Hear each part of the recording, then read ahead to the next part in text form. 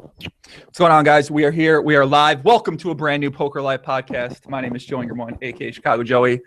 We're joined today by a man who, if we did this podcast when we initially talked about it last month, he would not be as debatably famous as he is right now, because apparently, if you win $5 million playing daily fantasy sports, people start saying that you're very famous. Are you famous now, kid? I'm not sure. How big time are you now? I get the glasses on. I mean, you got to be pretty big time if you're wearing glasses like that on the podcast. You know, I won $5 million, and all DraftKings gave me was this pair of $5 sunglasses and a duffel bag with $5 million in it.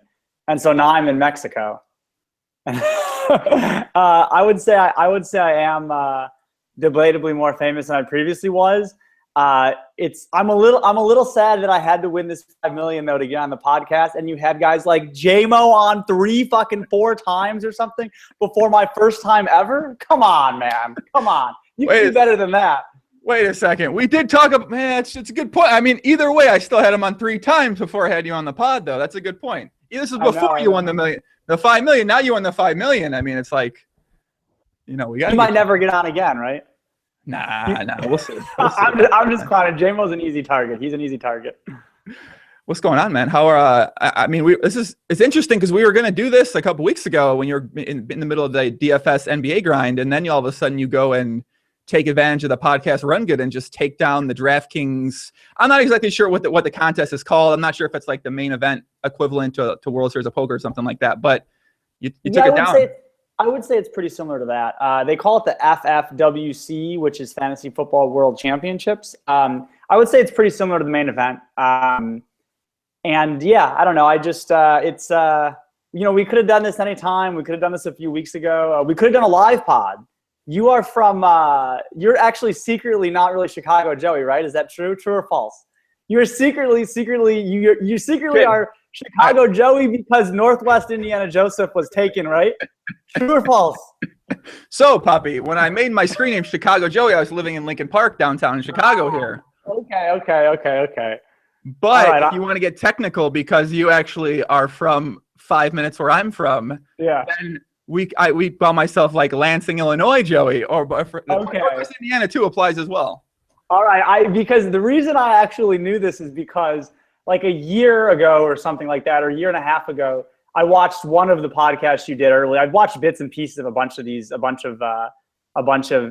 conversations, and I've watched a bunch of them, and I picked up I clicked on someone retweeted a podcast. It might have been one of the LaForte ones or Dan's first. I don't remember. Clicked on your timeline, and I saw a Vine or a video of something, and I was like, that is the gym that I use when I'm at my parents' house.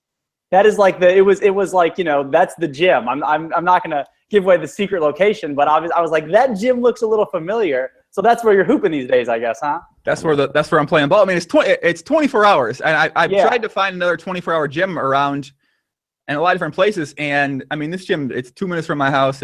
I mean, you play a lot of pickup ball too. I play a lot of pickup ball, so it's great for like a 2 a.m. poker player schedule. When you're 2 a.m., 3 a.m., you're awake and you just want to go play some ball. So it's perfect. Yeah, I would bet there's some pretty good runs there too. I haven't played there for a long time. Like actually played pickup. I'll go shoot or something. But I would guess that the's some. No, not really. Not that good. They only have full courts two times a week, and during those times, it's just fucking chaos. I mean, there's people. Yeah, I believe it's chaos.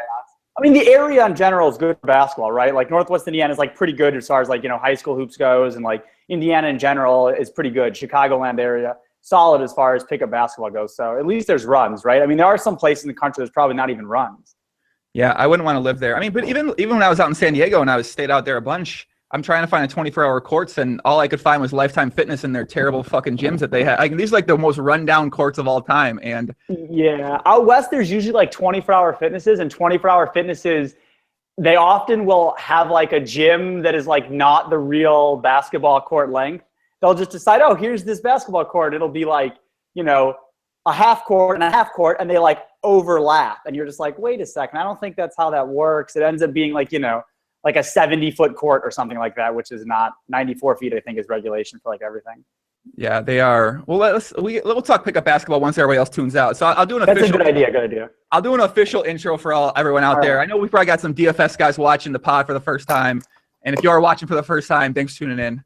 And for poker players, if you don't know who AEJones is, first of all, that's weird. You need to do some research. Second of all, if not, I'll give you a little brief rundown of what I know, and then Aaron can correct me if I'm incorrect here. So AE used to battle, put in work at the high stakes heads up no limit streets and the 6max streets as well.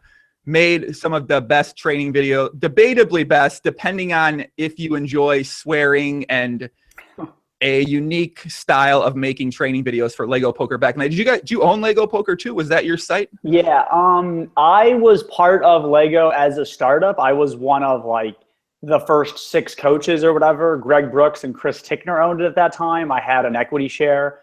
And then I bought it from Greg like maybe a year in or something when I realized right away that I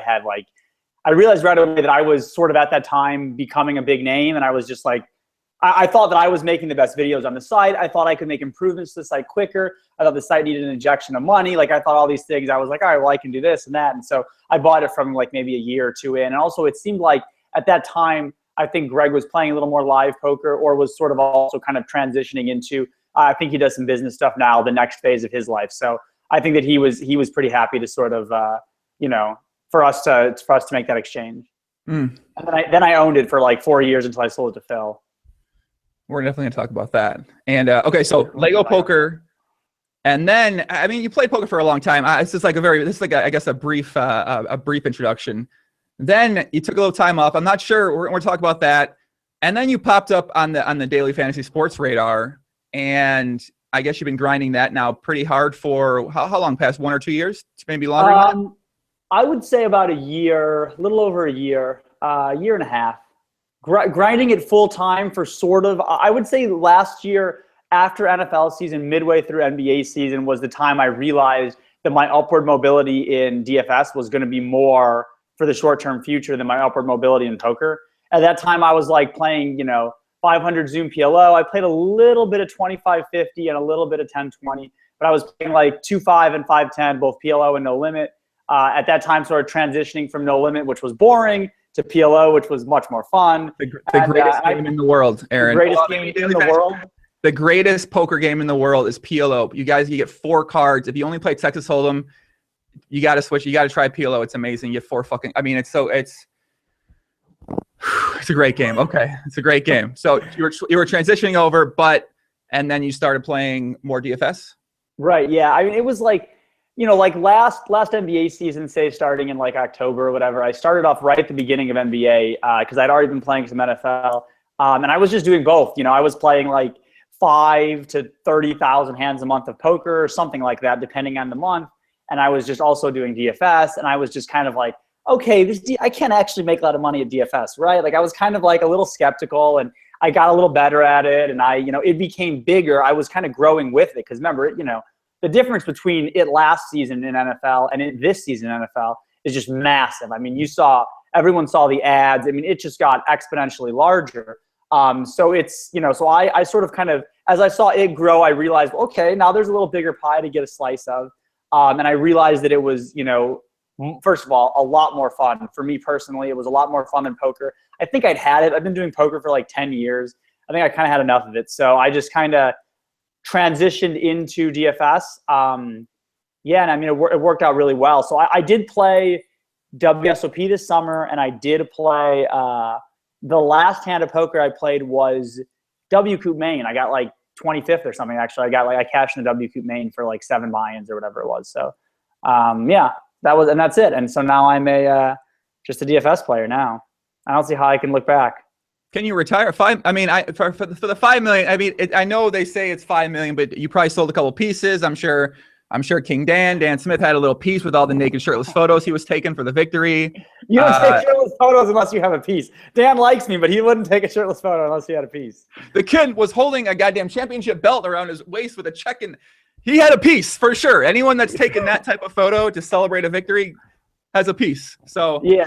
Actually, I ended up having, I ended up having about 40% of myself. And so we ended up like not swapping after we made it to the final, but you have to swap much earlier because I'm playing these big high variance qualifiers. A lot of these qualifiers are like winner take all and shit. So like you'll be playing like a 1K or a 5K qualifier, and all these are like winner take all and second place gets shit. So if you're going to play something that high stakes, you better be swapping with a bunch of your friends or selling pieces. I mean, you just can't. You have to have an insane amount of money to be playing like 5K winner take all stats or 1K winner take all stats, or you just have to decide, sort of like we did, that you're winning enough in cash games to sort of, you know, give it a gamble at something like this. And obviously from there, we just fucking, you know, we scooped it.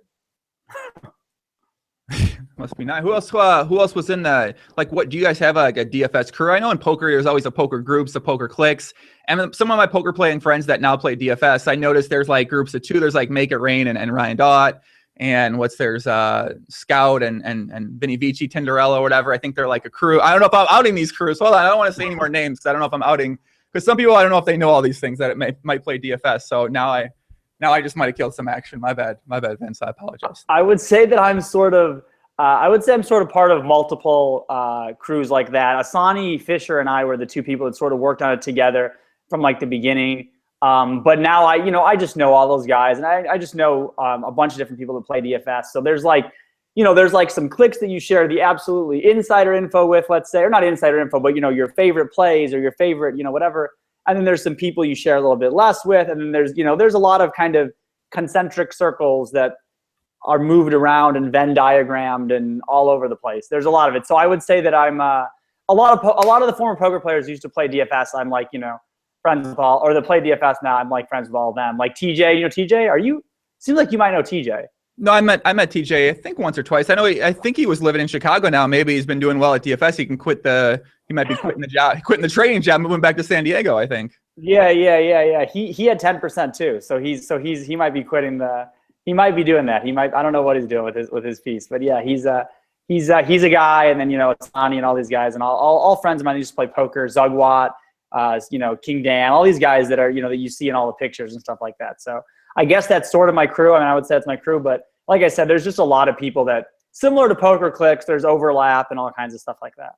I didn't mention Asani Fisher. I want to give him a shout out specifically because he puts out, pretty much the only DFS content I really watch right now. He's got his video blog, and he just takes these videos of him sitting in the living room for about 30 minutes to an hour. And I think he even gave me a shout out to the pod in one of the last episodes when he was talking about me and the Daniel Negreanu pod. He was talking about the Poker Stars changes. So I do want to say a big shout out to him, and I really enjoy his video blog. And if you don't watch it and you play DFS, definitely check it out, because do you watch those at all, Aaron? Yeah, I do. There aren't Asani.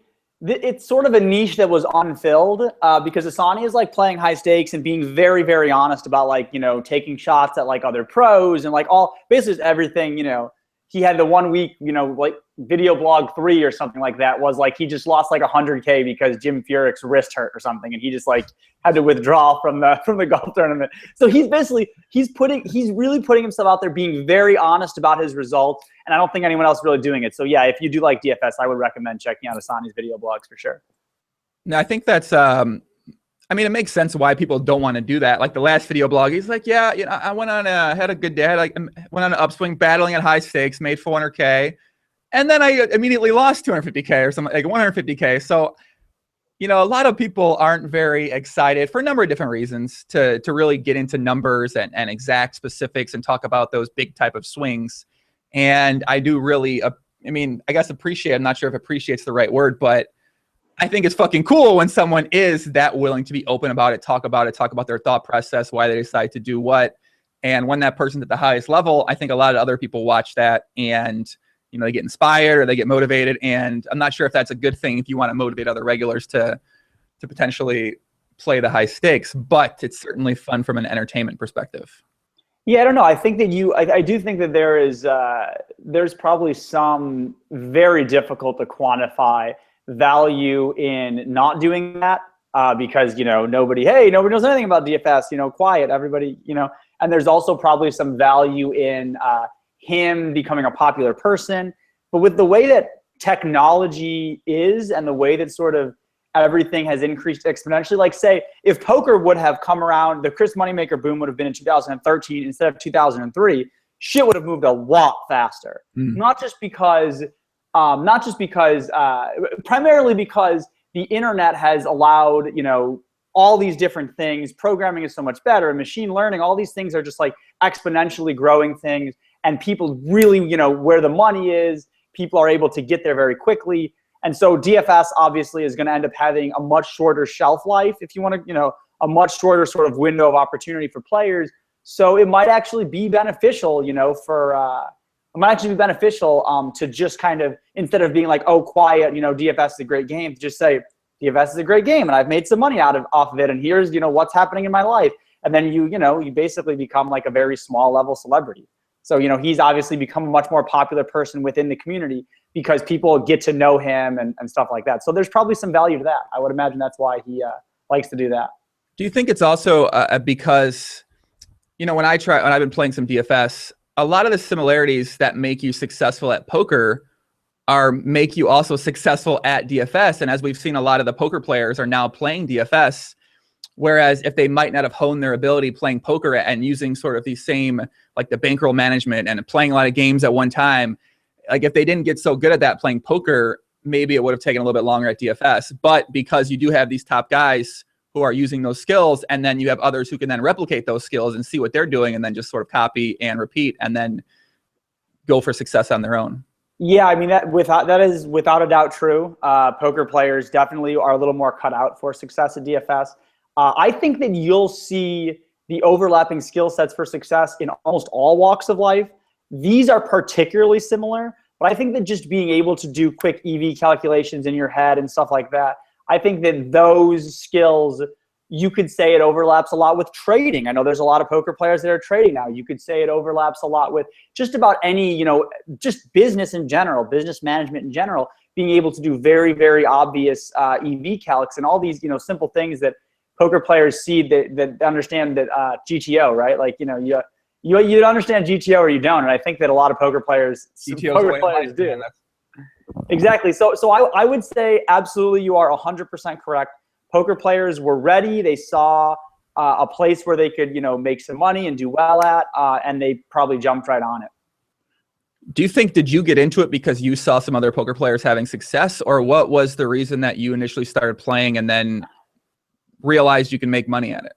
I think probably last NFL season, I started out doing it for the GPPs, right? So a GPP is like a poker tournament, okay? It's a guaranteed prize pool tournament.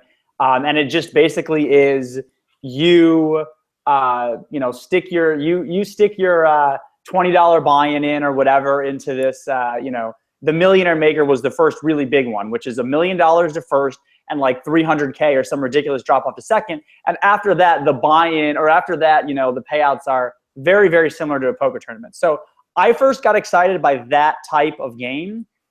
They were doing a ton of advertising for it.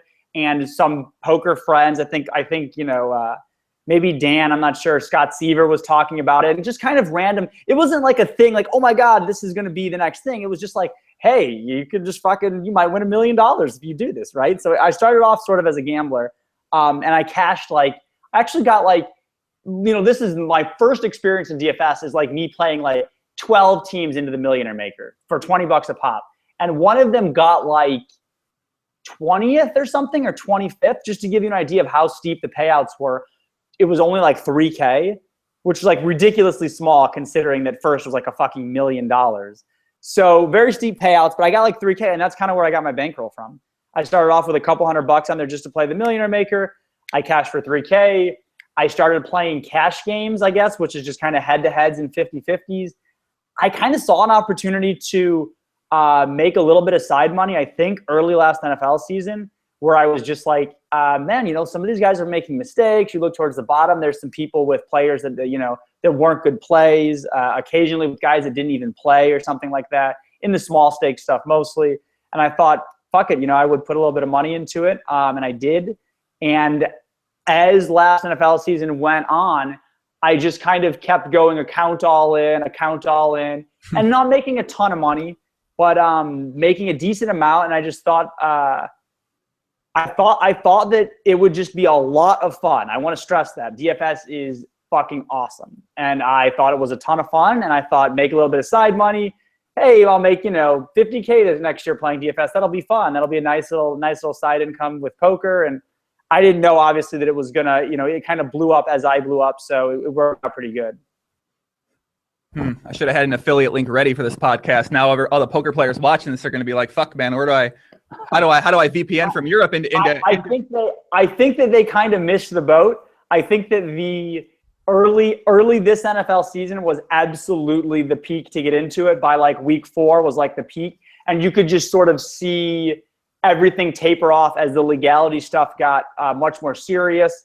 A lot less commercials, a lot less commercial, a lot smaller guarantees on like the Millionaire Maker and stuff like that. And you started to see everything sort of downtick. So I think that the boat, and trust me, a lot of people from when I started in 2014 regular season NFL to 2015 regular season NFL, they realized, oh man, it might be really awesome next year, sort of like I did. And I think everybody kind of, jumped on the boat. It got a lot harder, a lot more pros filling the lobbies. And now I think it's a little saturated. I think there's a ton of people doing it now.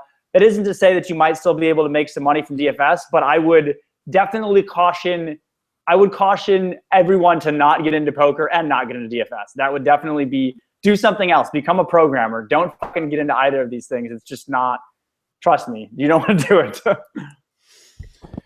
Yeah, I think a lot of people ask me, should I start playing poker? And no. I mean, it is a lot of I do a poker podcast, but at the same time, especially playing online, if your goal is to have fun, learn poker, yes. If Correct, your goal is that I want to be a professional high stakes poker player, then you got years ahead of you, 1, and 2, it's pretty challenging to do it as an American right now. I absolutely feel the exact same way for DFS. I encourage everyone to play DFS. I think it's just outrageously fun. If you watch sports at all, your retention rate for the sport, going and watching it, continuing to watch it until like the game has been decided for garbage time stuff, your general interest in every single play. I mean, to me, more so than even say sports betting where you're betting the line or the spread or whatever. I think that DFS is just like every single play. You're rooting for game script to go your way. You're rooting for, you're not rooting for injuries, but hey, if the number 1 receiver limps off and you've got the number 2 receiver, cool fucking beans. There's just all these different roller coasters you can go on while rooting for DFS. Highly recommend it. If you do want to jump on an affiliate link, I've actually got a website that's dfstracker.com for tracking. You got results. A website. Everyone's got a website. Holy fuck. How does everybody have a website? It is free and it will never, there's nothing to it. It's incredibly boring. I've never advertised it in my life. It's just dfstracker.com. I literally made the website for only myself and my friends. And then I realized that like a few other people might want to use it.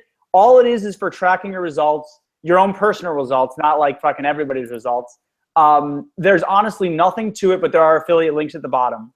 It is incredibly boring. If you've never played DFS, there's no reason for you to use it because it's just like a poker tracker for DFS, basically. Made it for myself. I had a few friends asking about it. I had a few friends ask their friends. Asani actually talked about it in his video blog, and he got like a couple hundred people to join up. I was like, okay, fuck it. I'll pay someone a couple $100 to make it look a little more pretty. And now it's like, a usable website, basically. That's all. Very simple. Yeah, it definitely looks pretty. The site looks good. I can't see I can just see the screenshot of the interface there at the bottom, but it does looks pretty good. I'm sure people will definitely want to check it out. And in regards to DFS, as you mentioned, it makes it so much fun. I feel like I went through a good 2-month period, early NBA season, where I was way too addicted to DFS that, I would play poker 10 hours a week. I'd be making, literally like 30 times more playing poker online than I was at DFS. Yeah. I was still winning a small amount, but way more. And I was like, I need to stop because like you're watching NBA 9 hours a night. Like you start with the early slate, you're watching 6 p.m., you're staying awake, sweating the fucking Laker game till 11:30, 12 p.m. here in Central Time Zone. And I was just like, man, I think I was questioning, like, is it going to be more beneficial for myself just to keep working hard at poker, keep playing poker long term, or am I going to be able to use these skills that I'm learning at DFS and one, potentially make more, to have those benefit me in the future? And I kind of decided that I just think that it'll be smarter for me just to, I'm going to make much more, I think, playing poker, unless I made $5 million, then I would make more playing DFS. But I don't know, it just seemed to me that I was better off spending my time focusing on poker instead of focusing so much on DFS and reading so much and just like fucking going through lineups for hours and hours a day. I mean, at worst, it just seems like anybody who likes to watch the NBA is well served just being like, I'm going to do 30 minutes of research tonight and put together a lineup of a bunch of guys who are obviously healthy and maybe they've got some, smart synergy about them and whatever, and flicking in a few random tournaments. You don't have to do high stakes gambling to do that. I mean, I've got a ton of friends that play fucking $3 tournaments and have a few $100 on there at most, or play $5 or $10 tournaments. My girlfriend, the week before I won this $5 million, so 10 days ago or whatever, she got she tied for third in the Millionaire Maker for like $36K. What? Listen, Joey, I could not make this story up. Asani put 500 entries into the Millionaire Maker. 500 entries, which he carefully crafted over the course of 24 hours, okay? 500 entries.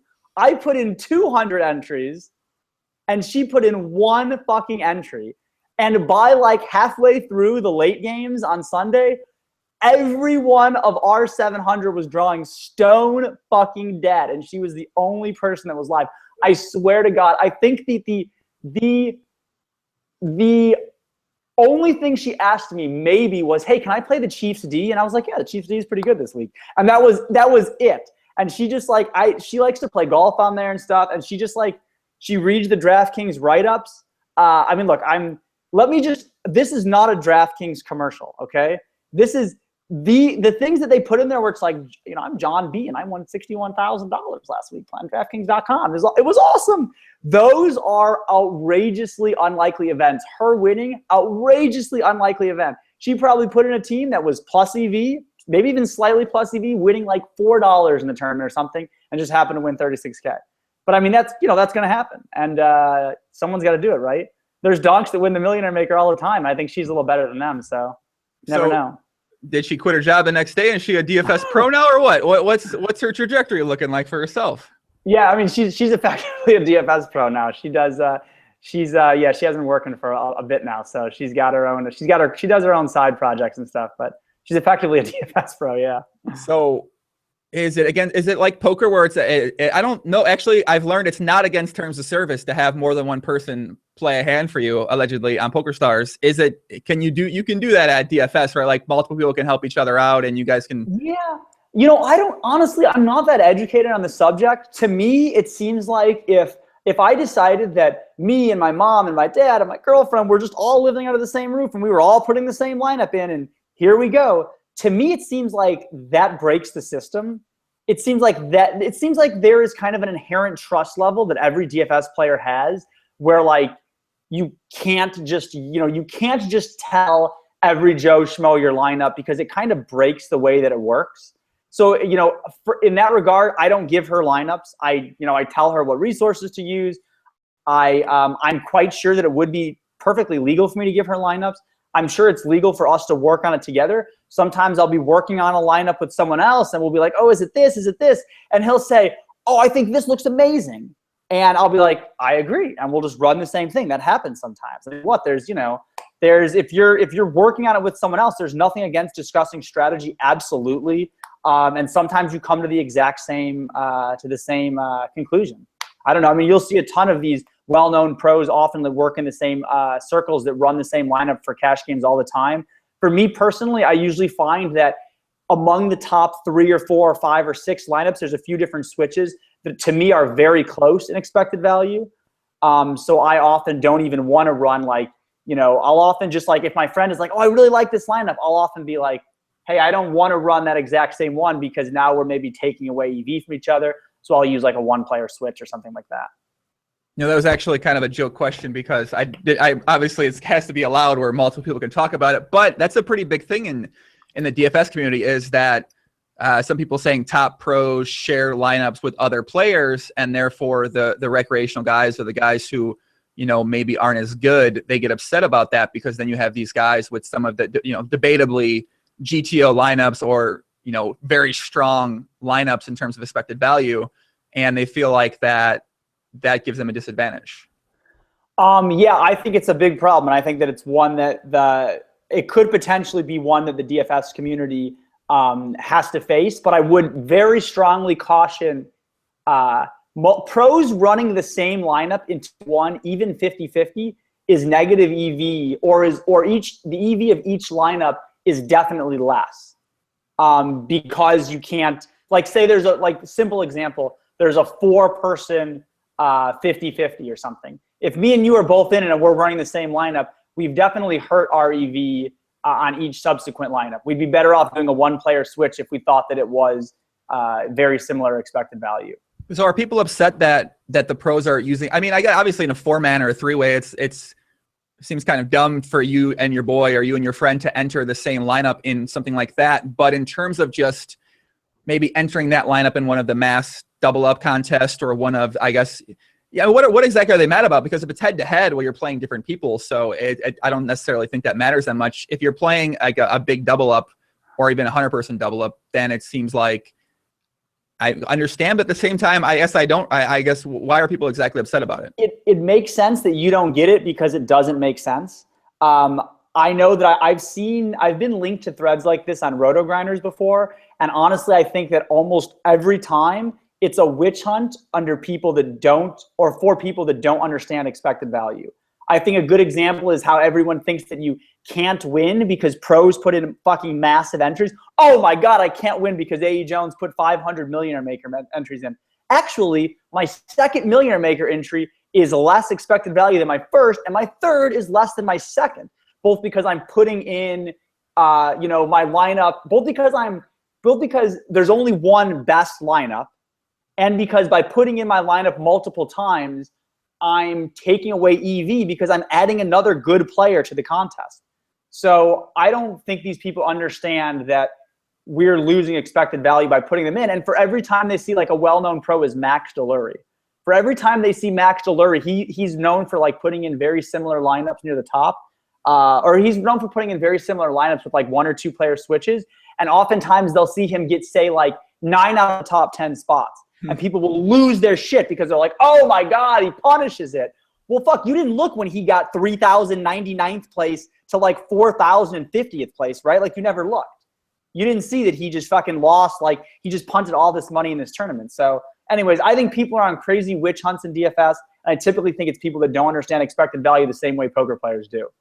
I think I can understand why they get upset because, I mean, even if you are putting in 300 entries and after your first entry, you're personally losing EV, you could argue that, well, as a player who's putting in a single entry or 2 entries, now you're competing against somebody who has a very good idea of how to form 300 lineups and how to really approach a situation from a strong standpoint. Whereas if it was someone just putting in 1 or 2 that, aren't necessarily top players who are approaching it from a smart angle, well, it feels like maybe they feel like they have a better chance against someone like that as compared to a bunch of different professionals putting in multiple lineups where they have a really strong understanding of what wins a tournament and how to form a lineup in that spot. Yeah, I think that'll be a really big thing that DFS sites are going to have to sort of face or whatever in the near future. I think DraftKings recently had someone do some math, and I think theirs is like 3% of the total pool. Like that's the most that one person can put in. I think it's something like that. I'm not positive.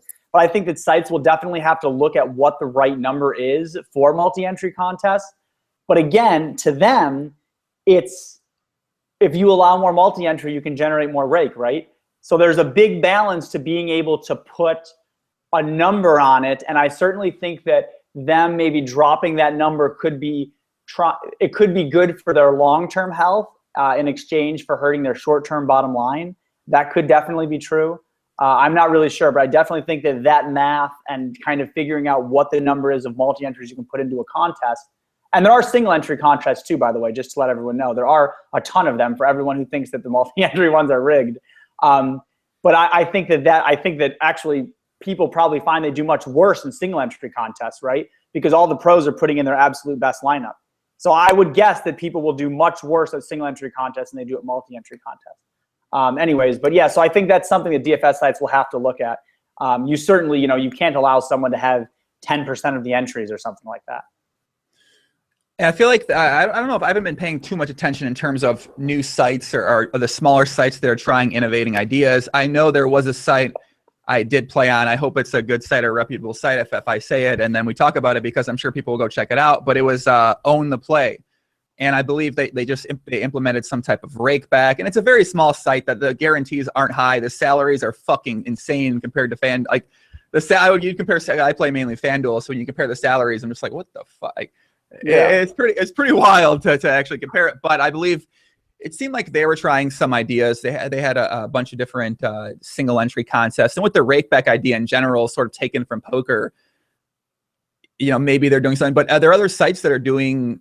I mean, it just feels like there's a market, or there could be a market for someone trying new ideas, where in poker, no one really tried those new ideas. Everyone just sort of followed the same model that was made popular by Poker Stars and Party Poker and Pacific Poker back in the day. Yeah, I don't know. I really just play DraftKings and FanDuel, so I don't know about some of these smaller sites. I think new ideas are cool, but I don't know if any of them will be scalable. Right. I think that the nice thing about, DraftKings and FanDuel is boom, bunch of lineups, boom, bunch of different contests. Lineup pages, I have 30 different lineups, and it's very easy to control. You're used to the salary numbers, super easy to do. Really what I think that the recreational players want that. I don't know if they want things like turbo drafts. That sounds like a great idea. I would love to do a turbo draft with you. That'd be so much fun, but it would take us 20 minutes or something like that.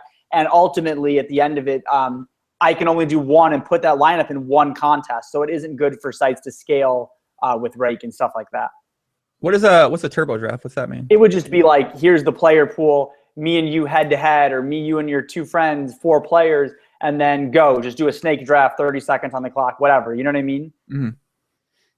Guys, we are live on YouTube, Twitch. I see a lot of comments saying, what the fuck are we talking about right now? We're talking about daily fantasy sports. And we're going to get into the poker discussion, guys. But Aaron just won $5 million fucking at the DraftKings final. We're going to talk some DFS a little bit. He's big time in DFS right now, guys. But we're going to get to plenty of poker stuff. Don't worry. If you watch us back on replay, I'll put in the timestamps in the description when we stop talking about DFS. Because a lot of poker players, whenever I have someone like a DFS guy on the pod on 2+2, they're like, Can we fucking stop talking about daily fantasy sports? So they live in Europe and they can't play DFS. Although that hasn't, I feel like, do you think that there might be an opportunity for Americans to go abroad if, I don't know if it's going to be segregated. Actually, I doubt it'll be segregated, the Europeans playing on DraftKings and FanDuel. But will it be segregated? Do you know about that? Because I know the laws are coming in now in UK and stuff like that. I don't know. I know that they're working on getting it in the UK. I don't imagine it'll be segregated. What I'm hopeful for is I'm looking forward to, I know basketball is huge in China. So I'm looking forward to DFS getting over to China and having it be like a 5 a.m. lock in China. I'm looking forward to that. I'm ready for it. Let's do it. Everybody's got Yao Ming on their team. I'm totally ready. That was racist, by the way. I've been trying to check my racist comments like that. That's the sly ones, low key ones at the door. But you're either gonna have Jeremy Lin on all their teams. Is that what you're trying to say? Jeremy Lin's That would have been the more accurate. Yao Ming hasn't been in the league for 10 years, so that would have been the more accurate racist comment. Yeah, I feel like there's going to be a lot of the bot farms. I mean, bots in that, although that might be a racist too. But I feel like it's not, because a lot of the bots are sort of come from. Do they come from China? I feel like they do, but they might not. About people in like Chinese prisons playing DFS? Is that what we're talking about?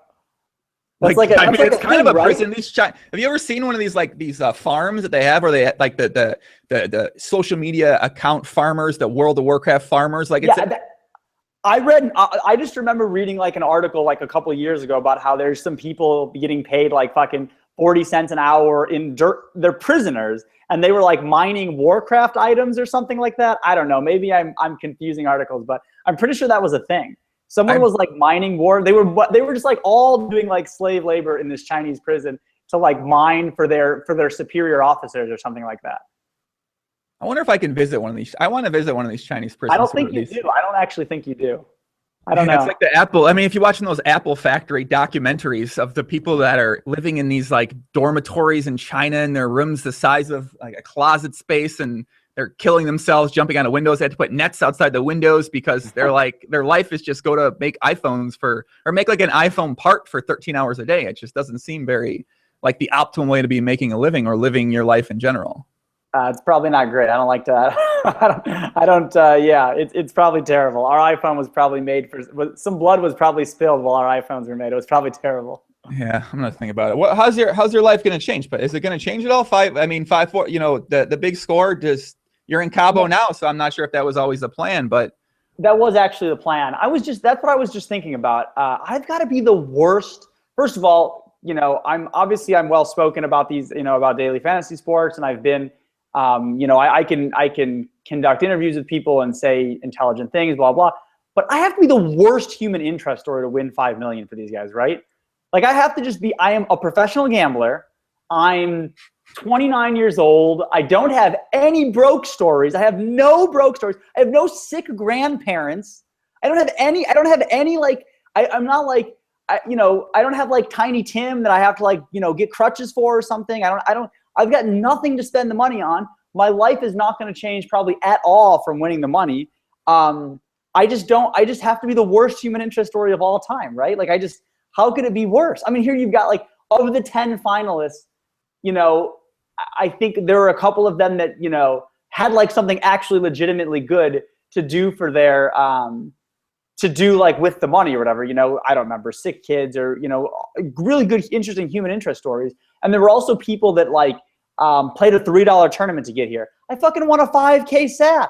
This is not interesting. I put up $5,000 of my own money to win a satellite. I won a satellite. Boom, boom, boom, $5 million. Totally uninteresting. Just don't have. It seems like that one guy's pretty hated. The Asian guy. What's his? Guy that got third Kandia? Yeah. It seems like he's really fucking hated by some people. Really? I've seen. Maybe is he hated? I don't know. Who's I don't think so. He's a nice guy. He's a nice guy, and he probably had like 2.5 or 3 million in equity going into like the final round. He had a massive lead. For people that don't understand, it was a 2-round final, and he had like a 27-point lead on everybody else on the whole field, and that's an insane amount, to the point where we kind of estimated that he wins the whole thing like 60+% of the time. So he probably had like between like 3 and 3.5 million in equity, and he just got third. Insanely unlucky. One of his players got injured on like early in the game and got 0 points, and he ended up getting third. And he took it pretty well. Like he stayed around for some interviews while they like ushered him on stage and were like, "Congratulations, you got third." And he probably was just like, "Yeah, bro, I fucking just lost like, you know, 2 million in equity or something outrageous." He handled it pretty well. He is kind of hated, or maybe not hated, but he is a little bit of a villain, I think, in the DFS community, because he sits like literal every contest on the site. Like he will just like, DraftKings has like an automated entry system, and he will just +1 to all and sit in every single contest on DraftKings that he can. So I think in that sense, people are they're probably just mad. They probably just hate him because they ain't him, you know? I don't know. People just fucking, they're haters. But yeah, he's like a well-known pro. He's been around for a while. I think it's just one specific person, a friend of mine, who at the beginning of NBA season, he's like, "Oh, check this out. I'm playing. This guy's fucking terrible. I just sit. I love playing him at Heads Up DFS NBA." I'm just like, isn't he like a well-known guy? He's in one of the top leaderboards on Roto Grinders. That means they're good, right? It's kind of like tournaments. You see the tournament, you guys at the top of the tournament rankings list. They're like, well, they're good at poker, right? When they're actually, in theory, they're not. They're kind of shit at poker sometimes.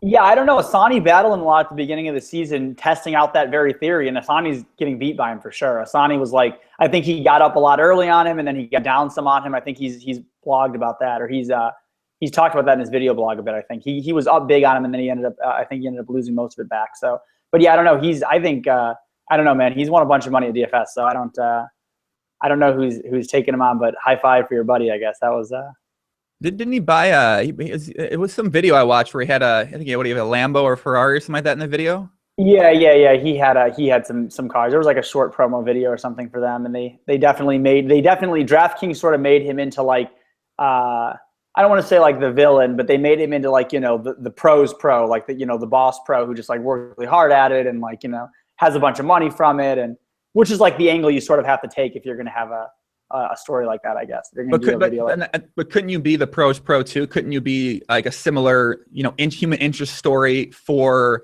DraftKings or for yourself to market to people that, I put a lot of work in, I've worked really hard, I put a lot of hours in, and, if you work hard and you potentially, I guess not, because a lot of players are recreational players and they don't want to see the pro who put in the hours and worked hard becoming the one who wins. They probably want to see that the pro put in the hours and worked hard and the result was like a Ferrari. They probably like that, right? I think they do like that, but you're not buying the Ferrari now. Yeah, I think so too. Yeah, like I said, I don't even have like expensive, well, I have some expensive. I don't have like a bunch of super expensive things. I'm not like, it's just tough to take an angle with me. I don't know. I'm a difficult human interest story. What's like the most, what are some of the biggest things you purchased from just I'm assuming it's when you were younger playing poker, because when you're younger playing poker, like I fired off so much on so many things. So I imagine you probably had some spewy times back in the day. Yeah, most of it is sort of like really expensive dinners. I had a couple cars and I had a couple watches. I did that when I was young, and I don't really use them. I still use my car obviously, but I don't really. It's not like I'll just like forget about my watch for a year sometimes or something like that. I just won't have it around. But yeah, I did a little bit of spewy stuff. Nothing too exciting. I got a lot more. I would have been a lot more fun on this podcast like fucking 2009 when I was just like fucking playing everyone at Heads Up and talking outrageous amounts of shit about all of them. That would have been. I'm also like 4-0 in grudge matches. I could have just talked about that. Like that would have been. Having this podcast back in like 2008 would have been really fucking funny. You could have had some really good grudge match talk and shit talking in this. Instead, it's kind of like, pretty tame. JMO and Kanu are kind of, that's pretty tame as far as that was. Although that was a great line that Alex had about him. What did he say? He cleaned out the piss pot for the lab. Yeah, the piss pot boy for the lab. That was a good and probably pretty accurate line. Yeah. I can't make confirmations that was an accurate line. I'm not going to make JMO mad. I don't know I don't think that's accurate. I have faith in my friend Jason Moe that he is putting work into the lab, but I also that's work, Joe. The piss pot is work. Someone's got to do it. Yeah, it's a decent point, I suppose here. But you brought up a couple different points there, which was poker, it seems like a lot of those guys, though, a lot of the people who were the really outspoken guys who were, challenged in grudge matches, it seems like they're all really not in poker anymore for a number of different reasons. And it seems like a lot of the guys now that are successful at the highest stakes and have been around for a while, with the exception of someone like, well, even WCG Ryder and JMO, they're sort of new to the super high stakes scene. But a lot of the guys at Palo and Omaha and at No Limit and at mixed games are kind of those more reserved personalities who I think once you have a lot of success at something, you have a tendency to want to enjoy life if you're more of like an outgoing person, a sociable person, and you sort of neglect the same work ethic you put in that took you to the high stakes, and eventually that sort of catches up to you. And then at some point you transition to something else because a lot of these other guys have just been consistently putting in the hours, putting in the time in the lab, grinding consistently for years. And it's sort of like you can't really stay on that level because you chose to maybe want to enjoy life for a bit of time. Yeah, a lot of points in there. I don't know if there would actually be any correlation between like talking shit and just not actually being that good at poker. I'm thinking there's not, considering what Doug has been doing for years. I would say though that the like limited amount of people that used to give and receive grudge matches for the most part aren't around, but there's just a lot of turnover. I mean, my poker career was like, be really good at Heads Up No Limit and Six Max No Limit, win a bunch of money. Poker gets harder, win a little bit less money. Obviously, like get beat by like the next boss because I had too much ego. Like that was kind of what happened. It was like I destroyed a few people on the way up. I was probably like, somewhere 5th in the world or something in Heads Up Limit. I don't know. There were no really official rankings. Everyone was battling everyone back in like 2008 or something like that. And then I actually sort of sucked a bit for like maybe a year or something. Sauce always jokes with me about this because Sauce and I have played a ton of Heads Up No Limit. And he's always just like, yeah, there was that period of time you weren't very good and then you got good again. I kind of sucked for like maybe 2010 or something, or I just wasn't that good. And then 2011, I got good again. And then Black Friday happened. But people take different poker career paths. And I would definitely agree with you that and this is in almost anything, especially in zero-sum games like this. There is this like, I got to the top and what now feeling from a lot of people. And if there isn't someone there immediately challenging you, not everyone has the personality type to keep getting better. I think maybe I'm one of those people. I'm not sure. Or I was in my foray into poker, because I think in like, I guess it would have been like 2010 or something like that, I ended up doing quite well, or 2009, I ended up doing like quite well to the point where I was just not really I couldn't play anybody. I mean, I was just sitting alone. Maybe if I would have gone and looked for a battle with Ike or something like that, but I just spent all of my time in like 2008, 2009 sitting and waiting for a ding, to the point where like I would just keep my tables open while I was sleeping, which in fact, I remember one story where I was like fucking just like 5 a.m. all of my tables are up. My volume is turned all the way up waiting for a ding, for someone to sit me at heads up. And some asshole short stacker sits me at 25.50. And I just fucking sprint to the computer. The fucking full, for everyone that remembers, the full tilt bar is like, I catch it right in the red right before. And I am just like, oh, I got it. Oh, fuck, this guy is sitting with 20 big blinds. So, of course, I have to play him now. And he ends up just like running it up to like 5K and hit and running me in like 50 hands or something like that. And I just fucking go back. I remember going back to sleep, waking up the next day at like fucking whatever, noon or something. And I remember thinking, did that happen last night? What did some asshole sit me and then just fucking scoop like 4K from me, and just being really pissed off about it for the rest of the day? Yeah, those 20 big blinds. Those 20 big blind short stackers. I always think about this whenever whenever I start games. Like, and I think Ben 86 sort of had a good counter argument to this to me. And I was like, I just, like, the times that I take these short stacks 20 to 30 big blinds minus the rake doesn't make up for the times that I lose fucking 200 big blinds to them, or 100. Like, the amount of tilt I get from losing that amount of money to them doesn't make up for the times that I win that small amount of money. And Ben 86 was like, but you can't think about it that way, Joe. You got to think about it in terms of your hourly and expected value in each hand. I'm like, all right, Ben, no, like that. Sure, in a perfect world, that sounds like a really great plan. But for me, I just I get so angry when you double up these, like, they're not going to rebuy. They're either losing 30 big blinds, or they're going to win 100 or 200 or something like that. So I mean, he's, just for the record, he's 100% correct. There needs to be no more, other than the fact that we're shitty humans and we get tilted about stuff like that, and he's a better human than us, there really doesn't have to be any further conversation about it. He's obviously correct. Yeah. Do people in DFS know about your poker history, a type of personality you've been in poker over the years, the attitude that you sort of brought to poker in the forums and the training video industry? I would say probably no. But there isn't nearly as much of a community yet for DFS. I guess it's just, first of all, we're talking about something that's North America only and not even in every US state.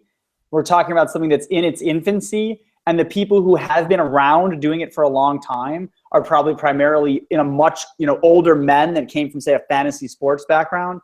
So you don't have this like, we're dominating online poker, everyone is between the ages of 18 and 25 dynamic that you had in like 2+2 2005 or whatever, when like everyone was sort of like sharing their ideas. It isn't quite the same. And also, I'm not really a part of the only community that I know of out there is Roto Grinders, sort of like DFS community. I'm sure there are other places where people congregate, and I'm just not really that much a part of that website. Asani is much more into that website than I am.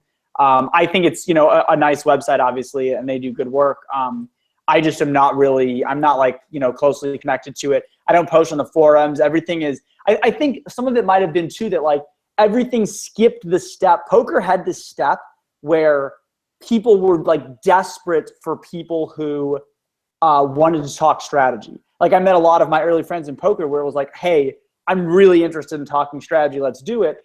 And now there becomes like the clicks like we talked about earlier. And I think DFS just totally skipped the because it was public at first, right? For poker, it was public. You see early days, it's fucking, Strasser and El Diablo and King Kung Fu and MDMA and all these different guys, all these different voices on the 2+2 high stakes forums, and people that are still around now, like Scott and Ike and all these guys, ZJ and all these guys. And those guys, they wanted to reach other people on other sides of the globe to do it. And I don't think that's necessary in DFS. I think everyone already has their clique, already has their friends. They don't really need that necessarily. I think there are a few people in DFS that are sort of doing it on their own. I think a lot of people right away, whether it's poker players working with poker players or whatever, I think they right away sort of found their clique. It's a good point about a lot of the people who've been involved in DFS. Like, I think a lot of the personalities I've seen in the DFS community, the guys that are fun to follow on Twitter, are more like older guys with families. They're not really the young degenerate types of guys who are ready to tell you how fucking terrible you are at any given moment just because you said something that might have upset them. And I wonder if we'll see that. Do you think you're going to see that in DFS in the future, where it might be more of a younger people? But I feel like older people, like, no shots at older people. I'm kind of old myself now. We're both getting a little bit old here, kid. But for sure, at online poker, it's sort of a I don't want to make old people mad, but it's like a disadvantage to be older, because especially if you're multi-tabling. I used to play 24 tables all the time. Like, it's more, I think I don't know if the word I'm looking for. I don't think it's easier, but I think it works better more often when you're younger for a number of different reasons. Whereas at DFS, I feel like the older guys can still really compete, and they have the same advantages, maybe even more advantages than younger people do in terms of just mindset when it comes to something like DFS. That could be. I haven't really thought much about it. I definitely think that our generation sort of has a leg up on everybody. Everybody that came before us, and the next generation will definitely have a leg up on us because of how we grew up with technology. I think just being, used to using a HUD at age 18, or, being able to just, use it. I mean, there are going to be kids that in the next 10 years, there are going to be kids that learn to use Excel in 6th grade.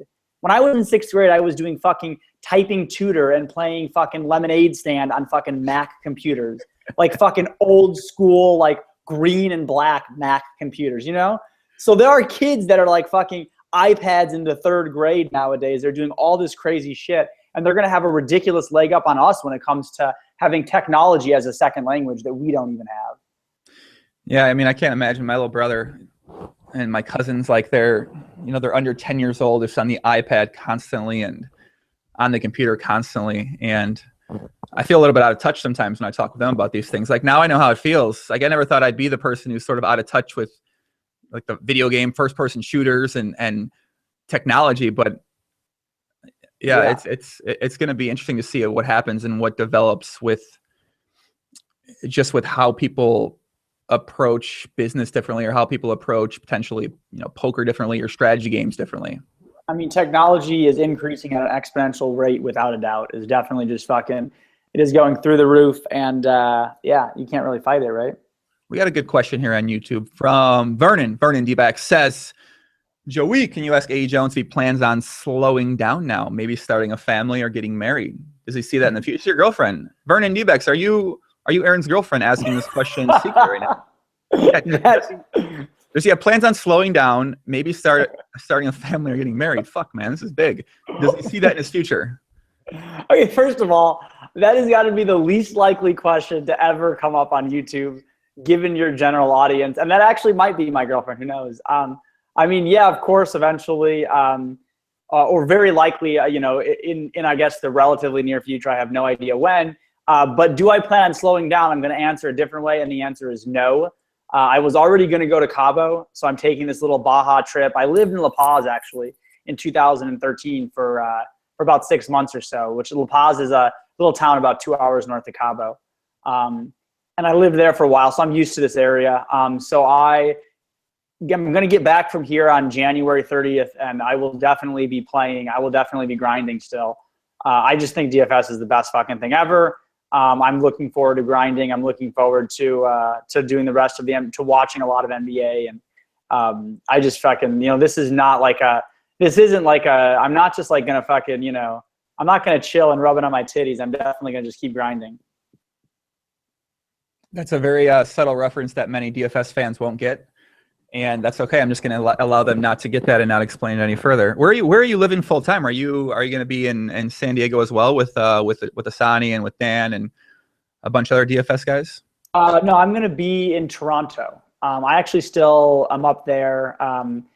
I've been there for like about half the year since I've been there for about half the year since 2011, and I will continue to be there. I doubt I'll play much online poker because of all the stars bullshit, but I will continue to be there. I just like the city, and the other place I was spending like half my time was Nevada, but fuck, I can't go there because DFS is illegal there. So probably spent a lot of time in Toronto, and honestly, just kind of I'm open-ended at the moment. You know, I just kind of I like to keep my optionality. I like to have a lot of different things I can do in the future. So who knows? Why did you choose La Paz instead of Vancouver? Because I know after Black Friday, I moved to Vancouver just because I didn't want to move to Mexico and risk. I know that they tell me this is not something to worry about, but living in San Diego, I was always like, if I go to Mexico, I'm going to get kidnapped. So I'm better off not driving 20 minutes to Mexico. I'm going to go to Vancouver and drive 20 some hours up there instead. I'm under the impression, so I kind of thought the same thing. Basically, I had the same sort of preconceived notion that Mexico was very scary, and that, you know, you would get kidnapped if you went there. But my friend basically just explained, my friend had already been living down in La Paz, and he basically he talked me into it. He sent me a bunch of things about how safe it was. In my sort of the knowledge that I have is that it's scary around the borders and it's scary in big cities. And La Paz is sort of on the tip of the Baja, which is so far the fuck out of the way of everything. You would have no reason to ever traffic anything into or out of La Paz. It just isn't, you know, from like an actual, like, if you looked at like the map of how things got trafficked and where like the hot spots would be, I just can't imagine that anyone would ever have any reason to do anything crazy like that in La Paz. And I read a few articles that basically said that La Paz was very safe. You know, I actually read something that said it was like the third safest city in North America for violent crimes or something crazy. So it's really just a chill beach town. The third safest city in North America. I saw something like that. I'm sure the metric they used was nonsense. What the fuck? Yeah. But I felt fine living down there. I felt really good about it. So I didn't mind it. And also I just like fucking, I'm tired of being like a pussy that lives in the US and is just kind of like, you know, at the time especially, I was just kind of tired of like fucking having all these preconceived notions about places I had never been. I mean, certainly I'm not trying to go hang out and fucking cross the border in like Mexico City or fucking, what is it, Juarez on the other side of El Paso. I'm not trying to do that. Like, look, I'm not a crazy person, but I'm tired of assuming that just because I'm not in North America, English speaking city, that I'm unsafe for whatever reason. I definitely think that's a lot of that is sort of, we've been propaganded into it as like fucking, you know, upper middle class white people, I think, in the US, and I don't think it's true. I think that we're going to break the record I have for most times one of us swore in the podcast, because I feel like me and you are like, you're swearing and I love swearing, but it's not like from a you know, professional standpoint. You know, I try not to swear, but I really like swearing a lot. But you swearing so much is sort of inspiring me to just kind of flows out of me. You know, it's like and I think swearing might be bad for a podcast, but it's okay for a conversation. Exactly, and this is a conversation. This isn't you know, I'm not. I think a lot of people say like I'm I'm an interviewer. I'm trying to set the record straight, even though I think I did. Shout out to me. I did get nominated for an American Poker Award. Shout out to me. I just found out. I found out before I started the pod. But they nominated me for Media Person of the Year. I don't consider myself a media person. I consider myself a poker fucking player. So yeah, I'm not going to win anyway because Jason, I had actually been doing a bunch of media, and then I thought I would take a break to have a conversation with you. Yeah, I remember you told me that last night in Skype. You're like, yeah, trying to do a lot of media now. Talk about DFS. I'm like, all right, if you don't call me the media, we can do the pod. But what kind of stuff you been doing? You've been doing a lot of like pods and a lot of interviews, or just written interviews and stuff like that. I did a little bit of stuff for DraftKings, obviously after I won. And then I did. I'm going to be in the 2+2 Poker Cast like tomorrow. And then I scheduled some stuff. Some Sirius XM people messaged me, and some other random radio shows messaged me. I'm probably going to do that eventually. And then I did an AMA last night, which was most likely the least successful AMA of all time on Reddit. I started the AMA, and for whatever reason, I couldn't get a hold of a mod, and I was like, well, whatever. I told everyone I was going to do it, so I'll do it. And it ate my OP. It like just ate the post. Yeah.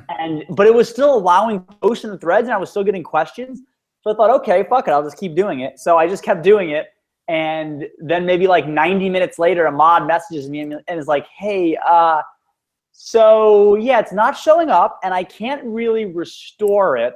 I don't know why it got eaten, but if you start a new one, I'll put flames on it and I'll promote it and I'll whatever. And I was like, okay. So then I did a second one and got like another, couple dozen questions or whatever and did that. So that thread worked out just fine, but it ended up being kind of a shit show because I had some questions in the first thread and they disappeared forever. No one will ever know. And I just don't know. Reddit is beyond me. It's maybe only the next generation will be able to use Reddit. Yeah.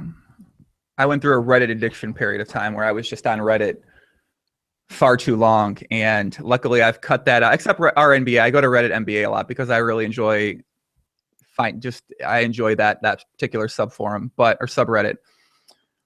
But are you trying to, I guess, capitalize on your potential exposure that you can get from something like this and just being successful at DFS in general, as the idea that you might have is to maybe build something else outside of just being a DFS player right now? I have no idea. I think that I'm pretty, I think I'm okay at interviews, and I think that I can sort of dispel some negative notions about DFS that a lot of people have. For instance, they have this stupid ass stat that follows around DFS everywhere, which is that 98% of the winnings goes to the top 0.3% or something like that.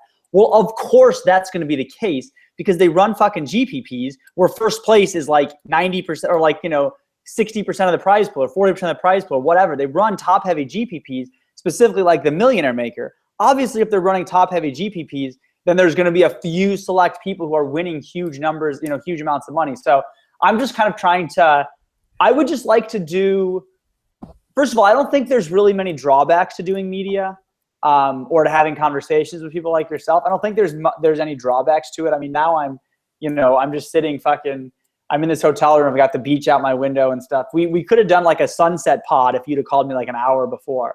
We could have done a legit sunset pod right in the background. Would have been crazy. Might have been the first ever sunset pod. But I'm just kind of chilling, so I have some time to do some stuff since I was already going to be down here. I don't see really any negatives to just kind of talking to people about DFS. I don't want to say raising awareness because it sounds so stupid, but just kind of being hey, DFS is fucking fun. You probably won't win money, but you might. It isn't rigged, right? You can do research. I did research. I fucking won a bunch of money. GL, right? I mean, I kind of think there's no real downside to me going around and sort of being on shows. I would love to be on something even that's outside of the poker community or the DFS community. I would love to talk about it on Bill Simmons' show or the Joe Rogan Experience or something like that. I think that those are awesome podcasts. And I would love to just kind of tell people, hey, this is, I would love to do, Chris Moneymaker probably did fucking Letterman and shit, right? Put me on Letterman's not around anymore, is it? No, I don't think so. I think it's somebody, Fallon or somebody, right? Somebody else. Anyways, I'd love to fucking do those shows. I'll just do whatever, I want to promote DFS as a sweet game and not some crazy fucking gambling addiction thing. And there's so many fucking lawsuits and bullshit out there about it. I don't know. I'm kind of baffled by all of the bullshit. I'm kind of baffled that all of that is, the DFS is a target. I'm baffled that the DFS is a target. It confuses me, and it doesn't. I'm not too happy about it. So I'd love to just kind of spread that it's not rigged. Man, I wish that was. Trust me, I won $5 million. It's not rigged. I wish that was a little bit shorter because you brought up 10 things I'd like to expand on, but this wouldn't have been the first sunset podcast because me and my friend Asher did one on this balcony in San Diego where the sun literally set on the podcast. It's fucking the sickest background ever. That is sick. Yeah, that's sick. But yeah, you mentioned a lot of different things there. Let me think about that a little bit more. Also, just so we don't alienate everybody yet, I am happy to tell poker stories. I'm happy to take. Do you have like a list of poker questions? If you have those, I'm happy. I'm gonna go pee, and you contemplate what you want to ask me next. But put the poker questions there because I don't want to piss everybody off. Okay. I don't care. Listen, I do these for myself. Like I'm interested talking about the things we're talking about right now. But I'll give some shout outs. You go bathroom. I'm gonna give some shout outs to the chat. All right, guys, let's get some shout outs. So we got out there in the chat. I see a lot of regulars out there today. We got my boy Josh Carroll. What up, puppy? What's up, buddy? Al Heyman. What up, Al? I see Believe It out there in the chat as always. What up, puppy? My buddy Marco All In, working hard. What's going on, Marco? Jam Daily, Ian Salter, Eric Vincent. You look like a new name to the chat. Welcome, sir. Welcome to the podcast. D. Sanchez, Kevin Clarkson. Let me see who we got here on Twitch. We got my boy B-Shine. What up, B-Shine? Jeffrey Cox, puppy. Let's see. Luke Grant. What up, Luke? Shout out to the UK. Working hard. Are you working hard? Well, I guess you're up late. Man, you're on a degenerate schedule, kid. Who else we got? Tebow and Harvin. That's a weird screen name. I think it's in reference to Team Tebow and I guess in Florida. Never mind. It makes sense. Austin Anderson. What up, kid? Rafael Sampaio, puppy. Vernon, a.k.a. Nonstop. What's up, buddy? On the nightly heads up grind. I hope the podcast Run Good's doing you well. McGavel 1. Nefets backwards. I'm not even sure what that means. You ever give a shout out, Aaron? Have I ever given a shout out? A shout out, yeah. A shout out? Ever? I mean, I don't know. I'm sure I have. What does it mean exactly? I'm going to give you a name. You give someone a shout out that's in the chat right now, okay? Okay. All right. I think this guy, Jonathan McGowan, a.k.a. Cosmo. Shout out to Jonathan McGowan, a.k.a. Cosmo. Did I do that right? Okay. Well, I'm gonna give a shout out to Jonathan, and then we're gonna try it again. All right. We got Jonathan McCowan, aka Cosmo, in the chat. What's up, puppy? Thanks for tuning in. All right, go ahead. Now try it one more time. We got Jonathan McGowan, aka Cosmo, in the chat. What's up, puppy? Okay. Right? I'm liking this. I'm liking. You got to bring the fucking energy. You can't be like, Jonathan, thanks for coming to the podcast today. I truly appreciate you coming. You got to give him some fucking enthusiasm. Make it sound like you mean it, man. You got to, rub him on the shoulders and really welcome him to the chat, man. Welcome to the podcast. Welcome to the live stream, man. Ask Aaron about the last time he had sex. Whacking Videos wants to know. Yeah, did you? What did you have congratulatory? I don't even want to ask that question. Actually, I'm trying to take that question and make it like a sensible question, but I just don't want to. Let's talk poker. So. My new favorite question that I ask everybody, and I got to say, I'm pretty sure you're going to answer yes to this question, especially with those glasses on, is you played a lot of long online poker sessions, right? Yes.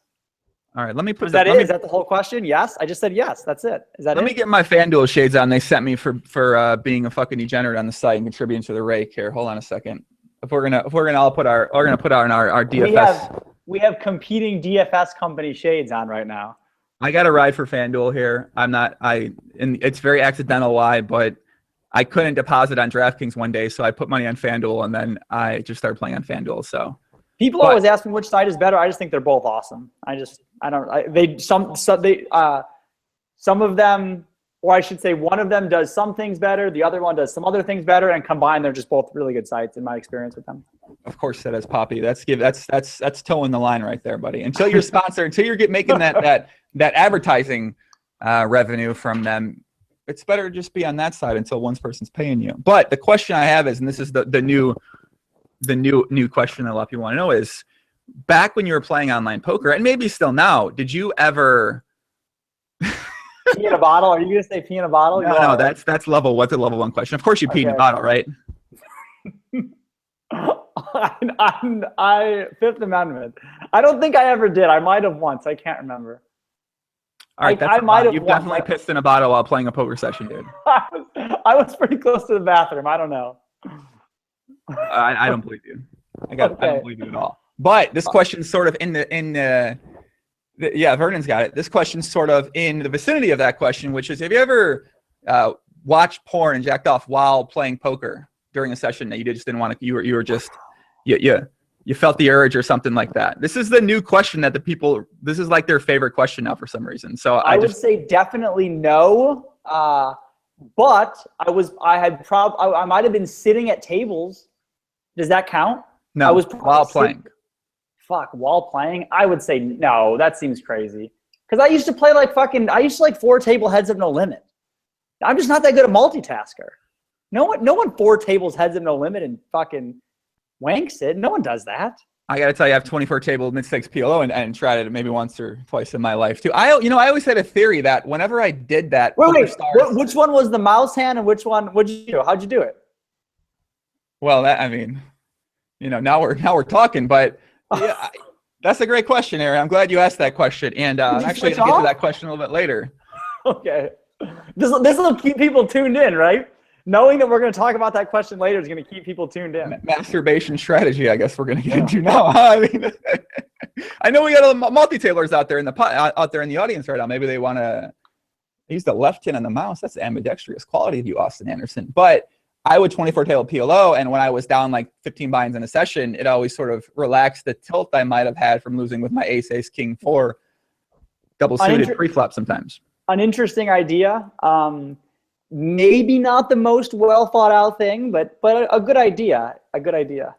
Yeah, 2 things, and then I'm not going to talk about that again. I actually think PokerStars could track your websites that you watched while you played poker, and I always thought that whenever I did that, they made me run bad. And then second was I actually found out Canoe told me a different strategy, which was instead of doing that, you put on The Scientist by Coldplay, and apparently there's some sort of scientific proof. I think that's the word, scientific proof that actually calms you down and can get you off tilt if you're angry about something. So I haven't tried that out yet. I will remember that. The cool thing about DFS is there isn't really tilt. Or there is tilt, but you can't really make bad decisions from that tilt. Like typically could you enter a lot of like high buy-in contests or maybe be on tilt? I guess, but you're not going to be on tilt at like 5:30 before NBA locks at 7, right? NBA will lock at 7. And you will get on massive tilt 30 minutes after where you're like, oh my God, that guy was obviously the best play. What the fuck is wrong with me? I'm an idiot. And you'll get upset, but it's too late. You lost. So now you've got like 23 hours to de-tilt. You know, you can't, you can't lose money between noon and 7 p.m. if you're playing NBA DFS. It's just not possible. You can't lose money. So you can't be on tilt. I guess the only form of tilt would be potentially to enter a high buy-in heads-up tournament that you can't unregister, and then sure. But you'd have to do it at a very irrational moment in time after. I guess it seems hard to. I'm sure people have done it, but I'm not sure exactly how they would do it. I guess like if you did something stupid for like your 1 p.m. slate on Sunday, and then you decided you wanted to play like the 3-game 4 p.m. slate or something, you could just like tilt your face off and count all in there or something. But that's a pretty rare thing, you know. DFS is kind of like the poker DFS analogy is kind of like if you had to play a bunch of hands and take a bunch of time to like think of how you play each hand and then just set up and just say go, and you just run your hands against everybody else. So you've already like decided how to play them, and then you can't. It's not really real-time strategy, you know. There's a lot of like, last-second decision making you have to make, but it isn't quite the same. It's much different from poker. There's no table dynamics. There's not as much stuff. It's more like a set it and forget it type thing. Kevin Clarkson asks this question in the chat multiple times, and normally I don't ask the question, but I actually want to ask this question. He says, Papi, may you ask him about triple range merging? He invented that concept. I'll stop pestering this question. Thank you, Kevin, for the question, buddy. Okay, triple range merging. Okay, we'll start at the beginning. So range merging was a totally idiotic concept that made sense to me at the time that isn't actually a real thing that I invented back when I was like, 19 or whatever in like 2006 or something. It isn't that you can't ever make a bet that sometimes gets called by a worse hand and also folds a better hand. That exists. But if you're playing poker with that as like a strategy, if that's an idea, if that's your goal, you probably fucked up. Like you should go back to the drawing board. It's probably not a great idea. So that's range merging. I've got no fucking idea what triple range merging is. I literally think someone just added the word triple into it, or maybe decided that doing it on all 3 streets, I have absolutely no idea, but that is not, you can Google, I've never written triple range merging on the internet ever. That's not a real thing. Someone else made that up to make it sound even more convoluted and false, basically. So you were the first person to bring up range merging? More than likely, that is, I would say, that's true. I think, I don't know. Fuck, I'm not like trying to take, it's not like you want to take credit for something that is nonsense, right? I mean, I don't really want to take credit for it. A lot of people use, I'm merging my range in this spot. I'm c-betting here to merge my, like, they say that. No. First of all, this concept was only on the river. This was exclusively river. Where there was bluff hands, value hands, and then some like Venn diagram overlapping of both bluffing and value hands. And like I said, it probably shouldn't exist. There are spots, I think, especially in limit games, where you can just bet based on like previous action or based on like who has the lead. And in those spots, you might occasionally get some overlap where it's just plus EV to bet no matter what your cards are. But I don't know. That was not what I was referring to when I invented range merging. Yeah, I think that's one of those terms a lot of poker players use. I always have these like 10 or 15 terms. If you want to sound smart about poker, you say these things. And range merging is definitely one of the things. And then if you really want to sound smart, you say triple range merging, because then most people aren't going to have any fucking idea what you're talking about. But a lot of times poker players don't want to say, I have no idea what you're saying, because they think they're good at poker. They want to sound like they're good. They don't want to sound like a fun player to one of their boys or someone that they don't know. So they're always just going to be like, yeah, triple. Okay. Yeah. Like, yeah, I'm aware of that concept. And it actually, yeah, I think, yeah, someone in the chat, Ian says, people on 2+2 were trolling about a Tom Dwan hand and were saying he was triple range merging. Okay, well, Tom might actually have been triple range merging.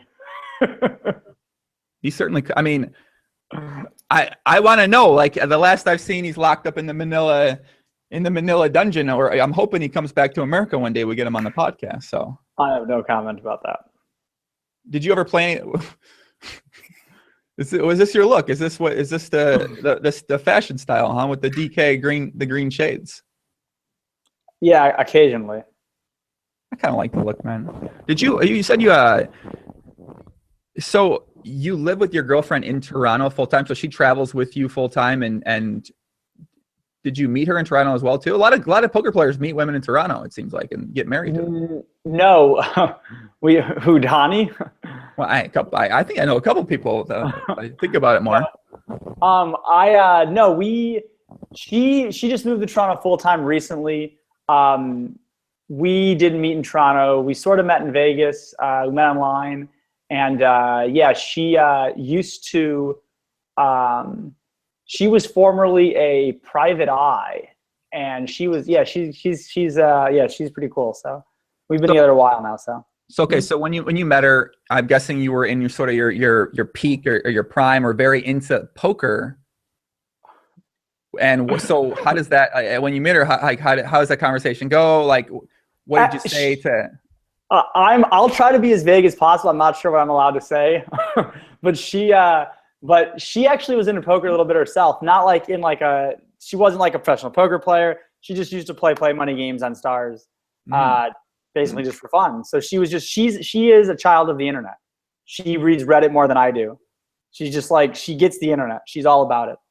So when you met her, you told her you played poker, and she watched your first training video where you're calling people fucking idiots. She liked that. She didn't know I played poker because I tried to hide that in my online dating profile. I think a lot of people probably use it as a positive, but I basically just didn't want people to Google me. I just thought it would be like, if you Google me, you get some result where it says like, AEJones wins like 900K in this session because it was like some like rail heaven session where I had like 10% of myself or something stupid, So I just didn't want to have to deal with or AEJones cashes for 200K or something like that at the at 5 Diamond or something, where like I got 7 and it was not even that many buy-ins or something stupid. So I didn't want people to see like, oh, his Hendon mob says that he's won like 500K playing online poker, when but how much did I lose? I lost a fucking lot playing to online or I lost a lot playing poker tournaments. So there's a lot of misconceptions that can be had, I think, from from letting people Google you or whatever beforehand. I mean, certainly Google me to make sure I'm not on the sex offender registry, but otherwise I would rather go in with a clean slate to a relationship. Are you on the sex offender registry, Aaron? I'm not, but everyone should Google to make sure. I'm not even sure how you find that out. Let me see what comes up when I Google you. Good. I guess, I mean, you got a couple different names you might go by though. So when I Google AEJones, it's all black people. So yeah, that's me. That was me in a former life. I had a skin graft put in. I look totally different now. I didn't know your name was shared with so many different black people. Wow. Okay. they're not going to find you anyway, but AEJones, obviously there's going to be some cool things on here about you. Yeah, it's tough. There's a few other Aaron Joneses. There's actually another AEJones too. By the way, do we have any Twitter experts that watch the podcast, Joey? Because I'm really looking to get the Twitter screen name just AEJones, because right now I have AEJones Lego, and I would really like to get the Twitter screen name AEJones, but it's taken by someone who has like 13 followers, is some sort of a random like sci-fi writer or some kind of a random writer, and the account appears to be totally inactive. So I'm on massive tilt that I just like can't get a hold of anybody. I don't know anyone big time enough to get a hold of anyone on Twitter to just like steal the screen name from her, or just like not steal it, but just be like, send her an email that says your shit's gonna be taken from you.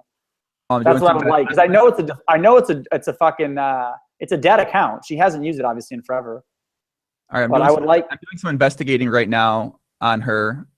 It says on Twitter name's AEJones. It says on her journal name's Aiden. Now I don't know what to believe.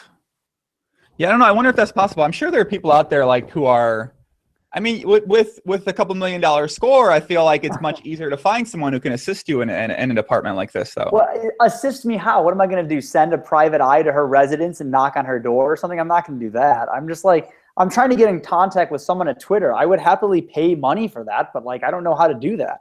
Twitter just like doesn't even have I spent like, first of all, I'm not pretending like I've spent months doing this. I have been like trying to do it passively, and I'm like, I don't actually know what I'm supposed to be, what I'm supposed to do, but I did look in the Twitter profile and they like don't even have like a support email. They just like can't even do it. They just have like an FAQ. It sounds like you got to be big time enough to, maybe you can hit up one of the guys at DraftKings. I feel like they've got some connections potentially. Well, I saw Fantasy Labs is sort of basically a site similar to what Lego was. It's a training site for DFS. And I saw recently that they tweeted that they changed their screen name. They had to previously have an underscore and now they don't. And that was right after they got an investment from Mark Cuban. So I think Cubes is big time enough.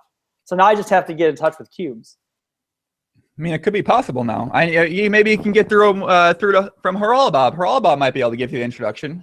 Yeah. I know Cubes has recently been saying some kind of questionable things since he got involved with the DFS landscape, basically suggesting that DFS is not gambling at all and that there is no luck involved.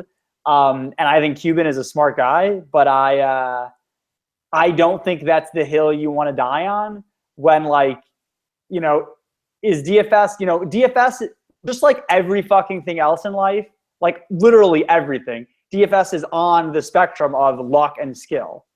Everything, every fucking random thing you do, driving, like everything is like, you could die in a car accident tomorrow and it would be because some idiot fucking hit. Well, you ran bad luck, right? You didn't do anything wrong. You just ran bad. That there's a chance that everything can happen. I think poker players really understand expected value in that way, and not many other people do. But Cuban is arguing that it's no luck, only skill, and a lot of people have kind of tongue-in-cheek been like, oh, okay, Cubes, all right, buddy, like that's, but that is not the hill you want to be on. You want to be on it's predominantly skill hill, which is absolutely correct. But it can't be all skill if the games themselves are outrageously luck-based. There's an outrageous amount of luck in NBA basketball. It's a make or miss league. If I shoot threes, I might make 75 out of 100. If I shoot a wide open three, I'm going to be just like whatever percentage, 75%. What do you think? It's the same for Steph Curry and all these other guys. If you work harder at it, you will be better at it.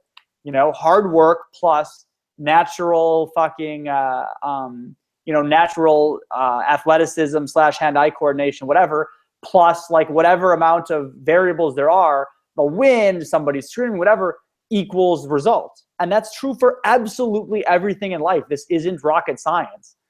So for someone that's got a big of a platform as him, I kind of hope he reverses field a little bit and talks about it as more skill than the stock market, which I believe is true, which I would definitely challenge any of these other fucking hedge fund guys that I could have a better ROI at DFS than they do at the stock market.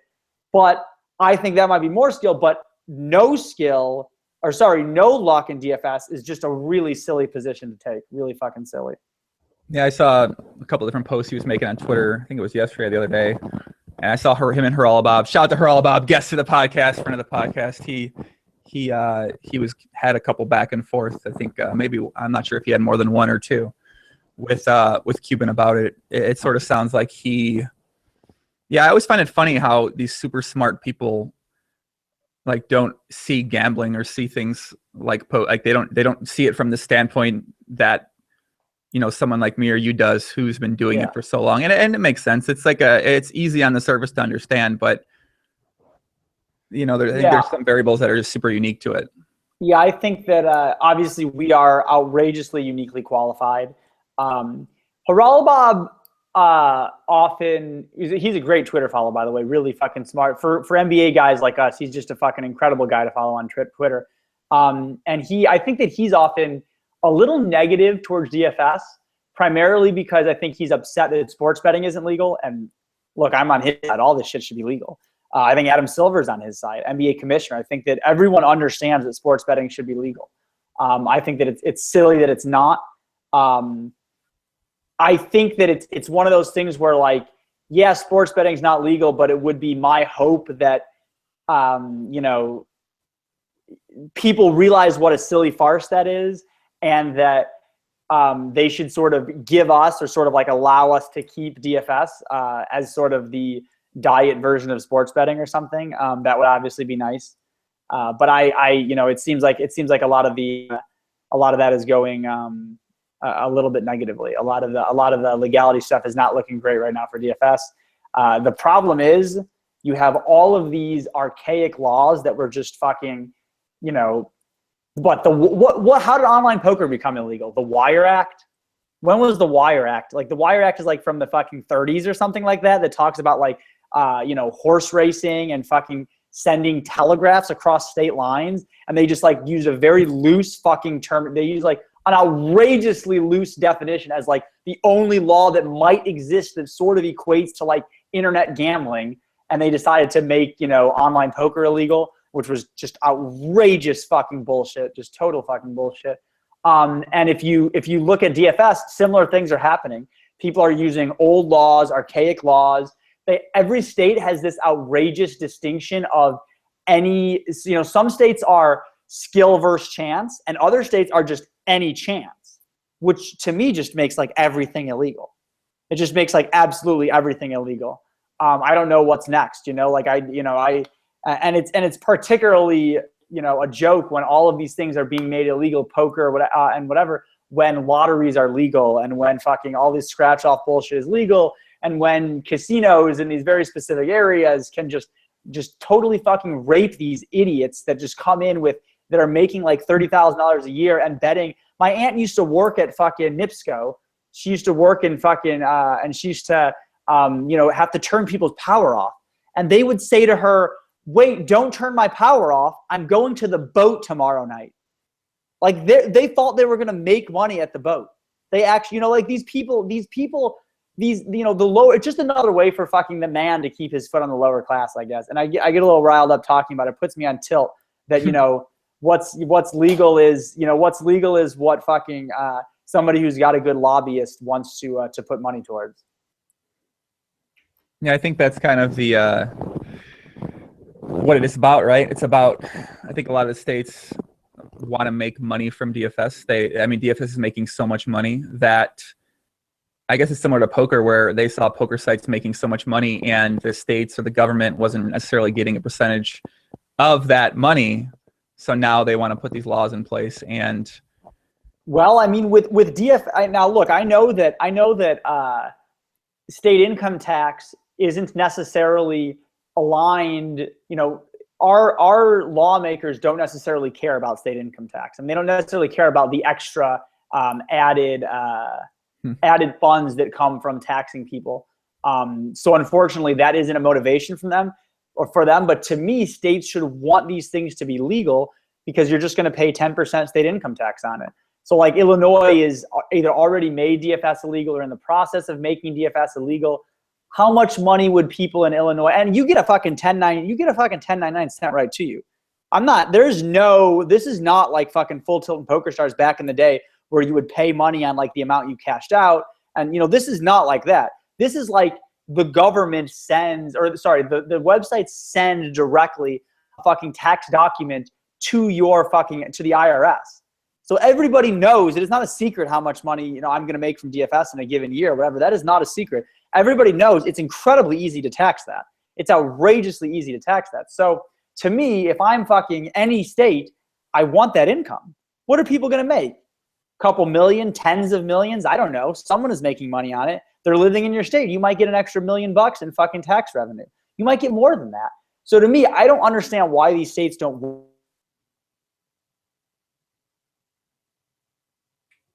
We get lag? Might be lag. You might be frozen.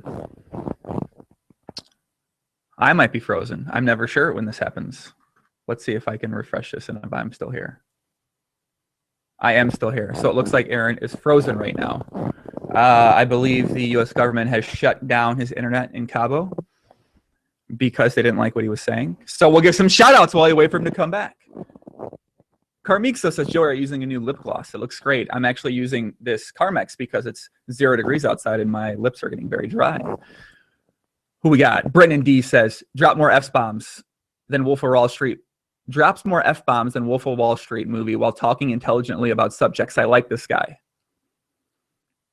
Yeah, Aaron's, let's see if he comes back. He's on the unshow. Oh, he's coming back. Government let him back in. I see him. He could be coming. Can you ask Aaron if he kisses his mother with that mouth? I'm sure he does. Yeah, it's very cold here in Chicago right now, so it is taking a toll on my lips and my skin. So come back, Aaron. Come back, Poppy. Where are you at, buddy? Will the government please let him on? They won't let him on. Okay. Let's get some more shout outs. Who we got in the chat? Let's see. Scuba Steve. What up, Scuba? DeFuck 970. Coffee Billy. BMC. What up, baby? All right, I mean, baby. Let me take that back. What's up, Poppy? Okay, that sounds better. Not baby. My name ain't Earl. What up, Earl?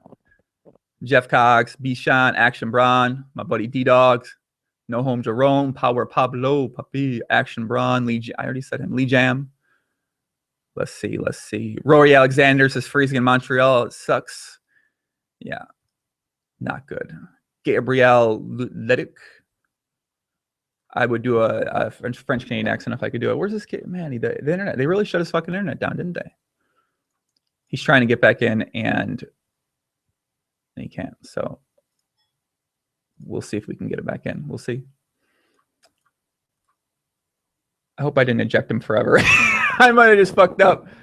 I hit the eject on the vacant account that wasn't in, but we'll see what happens. Adam Potts, what up, Adam? JJ Stokey, Joy, were you living in Chicago these days? Did you grow up here? I did grow up here, correct. My family's here, and I love Chicago. Although it is fucking cold. Let's see who we got. Chess Grandmaster, what up, Chess? I never had the guests leave this long, so I'm going to give prolonged shout-outs. Zigman273, please ask him if he has a program for DFS or algorithm. Of course, I cannot wait to ask him that. Let me message him on Skype. Get back in. We'll see. Let's see. Who else we got? Rystacks. What up, Rystacks? Lubabel. Lotto's a skill. I agree. McNitty. What up, McNitty? Blair. What's up, Blair? Chess Grandmaster says, Como mosa mamacita papi. Hola, cola mosa, buddy. Neff Boy. What up, Neff Boy? Heisenberg. What's up, Heisenberg? Nice to see you again. Kaka Man. What's up, my little papito? Have you been on the back page grind down in San Antonio? I hope it's going well for you. Hope you're finding many hot senoritas and mamacitas and quesadillas and bonita margaritas on Backpage, and I hope that you are taking care of them in a GTO manner. It looks like Aaron is off Skype too now, so the government might have shut him down, guys. We'll give him some time here to come back. When you're live, sometimes these things happen. Kosami says, Vokelo Mostaza. I don't even know what you just said, man. What up, kid? Big J 2104. Ask him who will win. Him versus Raptor. I don't know who'd win that. I don't know. Raptor, man. He's got the strength. Andrew Ship says, watch the whole Fedor podcast. Joey, it was epic. Thank you very much, sir. Just did a podcast with Fedor Holes live from the PCA. We did it for way too long. We got very drunk. He played games with my girl. And by the end, I wanted to punch him in the face, but I didn't. It was okay. I kept it cool. Lee Jam says, Joey, do you have any plans to potentially increase the production value of your podcast in the future? Fuck no, I don't. Great question. Oh, all right. Might have found him again. All right, we're chatting with him. Let's see. All right, he's on a new computer. We're going to try to get him back in. Let's see what happens. Ruben M says, Raptor, the inventor of the infamous gay bet. Completely agree. Joey, do you still play much poker? I still play PLO maybe 20 to 40 hours a week, maybe more. And yes, I still play poker for sure. But I play on the untracked American sites. Rafael Sampaio says, when is the GTO shirt going to be available again? I'm not sure. Tebow says, ask him about the AEJones theorem, Poppy. You must be deaf. We already discussed that a little bit. We're going to get this figured out, guys. I promise. We're talking on Skype now. I play much b-ball lately. I played for 5 hours earlier today. I played for 4 hours yesterday. My days blend together. I woke up today at 7 p.m. So, but yeah, I've been playing a lot of basketball. I've been working on, if anybody plays NBA 2K, Steph Curry has this animation package where he does these really ridiculous underhand, super high in the air layups. And I've been working on them with my left and right hand because I think if it's that unstoppable in NBA 2K, it has to be unstoppable in real life. So I'm working at that for some reason right now. Goonies for life. Hola, Colamosa, papi. What's up, buddy? AJ Stoker says, do you ever play at the Horseshoe Casino in Hammond or any underground Chicago games? I occasionally play some 1020 PLO at the Shoe, but I prefer online poker, JJ. Great question. Josh says, are my messages invisible? They're not. Jam Daily says, Joey Tonka thinks you're kind of an asshole, but he said he'd love to be on the podcast. What do you say about that? I'd say that I'm probably not going to have him on the podcast. Coffee Billy says, how is the Bovada action lately? The Bovada action is, of course, good. Ian says, sickest PCA story from the Bahamas this year. The sickest story from the PCA is that I may or may not have went on a very late night skinny dipping session with it's a long story, but I'll get into it. All right, we're going to try to get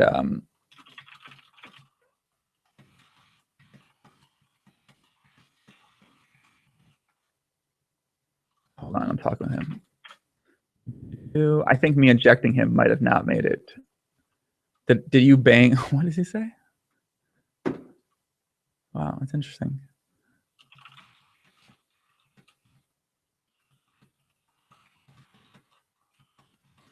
I need to figure it out. Can we show the Skype chat on here? Maverick says Jimmy Stapler and Kevin Martin should come on together. I like those guys a lot. I saw them at the PCA, the Bahamas, and I'll just give a little recap of my Bahamas trip while we're holding on here. So I was at the PCA PokerStars Caribbean Adventure for about a week. I did 3 podcasts, one with Ike Hollywood Haxton, one with Chris Moneymaker, and one with Fedor Holes. I went out drinking with my chess partner every single day while I was there. I got drunk every single day. I was there till 4 or 5 a.m. I saw Lee Jones, who works at PokerStars, at the nightclub that the PokerStars party took place at. And I think I don't know, it was interesting to see him there. It was very fun. It's very fun to go to Bahamas. The Atlantis is the most expensive place in the entire world that I've ever been to in terms of hotel. The room service each night, when we ordered 2 burgers and a drink and fries, it was $100 every single night. My room service bill was very expensive over time.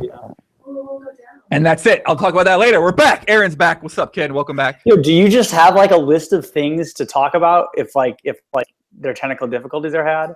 Well, you have I like never a had soliloquy? that one, but the traditional route I would go is shout outs. Then people ask questions, I give some answers. And now I was just getting into my PCA trip story, like a little bit of a recap about it. So Stop acting like a weirdo. I'm gonna fucking put you on camera if you stop acting like a weirdo. Get out of here. who's that? No, we love girlfriend appearances, Yeah. Poppy. Bring her on, kid. Let's give her a No, hello. no. She's gone. She's locked the door. You don't want. You better. You better leave. All right. She's gone. Is she camera shy? She's probably a little camera shy. Yeah, she's a little camera shy, I would think.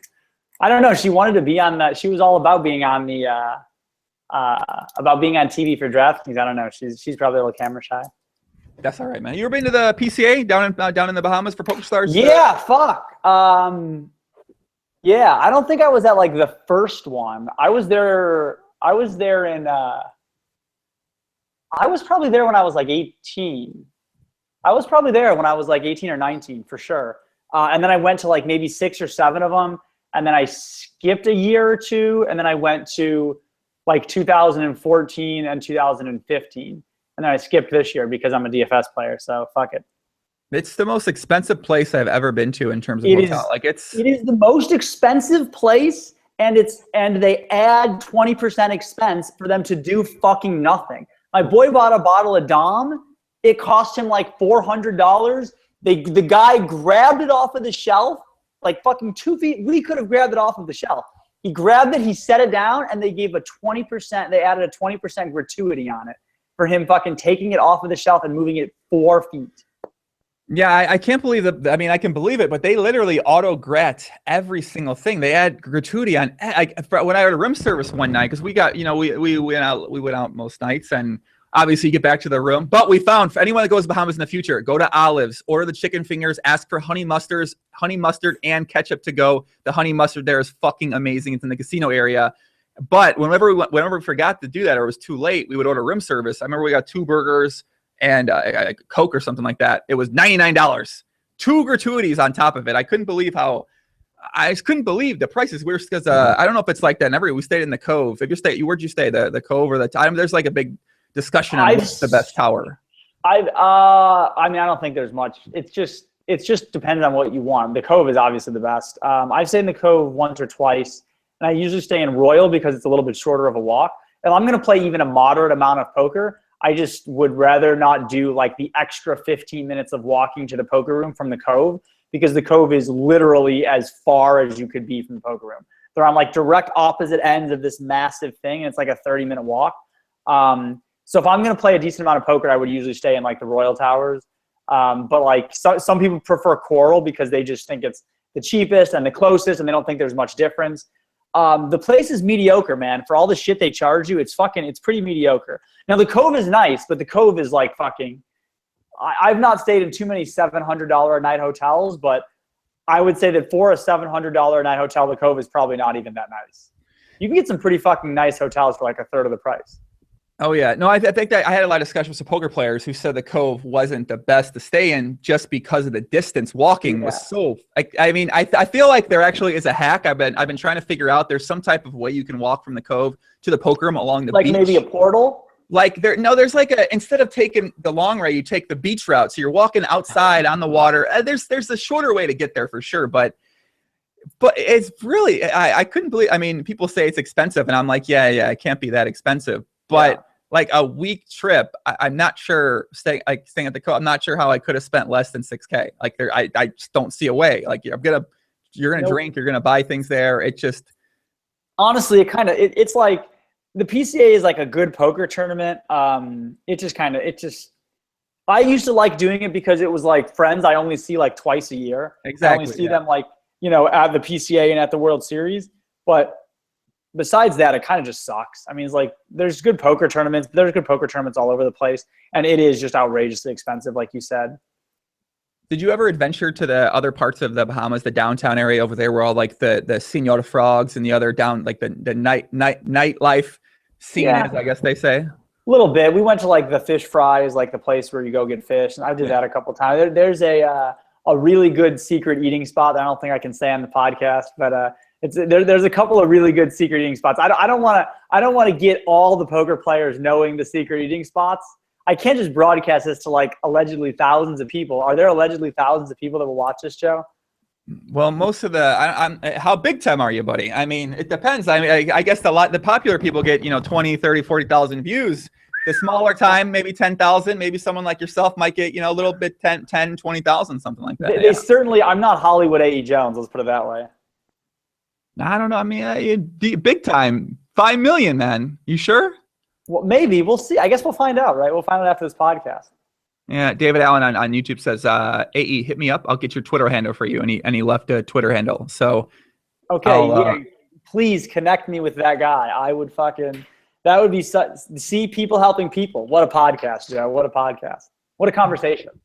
You'd be surprised at the quality of viewers in the podcast, man. There's some. No, the people that generally, I think that every sort of group of people says this, but I think that the people that follow poker, that play poker, are interested in poker, generally, the background of liking games and all that, I think you generally get a pretty smart group of people, which is why you're probably used to getting pretty interesting, not the jack off question, but pretty interesting questions. And you get some pretty smart people that are, that play poker seriously, even recreational players, I think. What are you trying? I feel like the jack-off question is a pretty good question for poker. I mean, maybe not the first question. No, it's more of like a 12th question where when you're in the flow of the conversation. But someone in the chat mentioned it, so it seemed very relevant. And my current chess partner, my potential girl, she said that she literally wrote I'm going to show you this. She put in my notes at the PCA. Ask every guest the jack-off question. That's what she put down. They put 3 notes in there, and that was one of the notes. Well, let me find this note. Things to do. Hold on. It says things to do. Kiss me more. Ask every podcast. Have you jerked off while playing? Even if you think you're kissing me too much, keep kissing me. Literally 3 notes. There's 3 notes in my phone. The second, I can't see. The second one's, have you ever asked every podcast guest you ever jerked off while playing? So apparently she says from a audience standpoint, this is a good question. So I'm just going to go with what if she says. Well, if she's done the market research, we can't argue with her.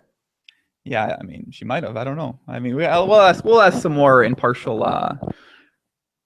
parties. What's your craziest PCA story? What's the wildest thing that you may or may not have done down there that you can tell and that wasn't breaking any terms of service laws in different countries?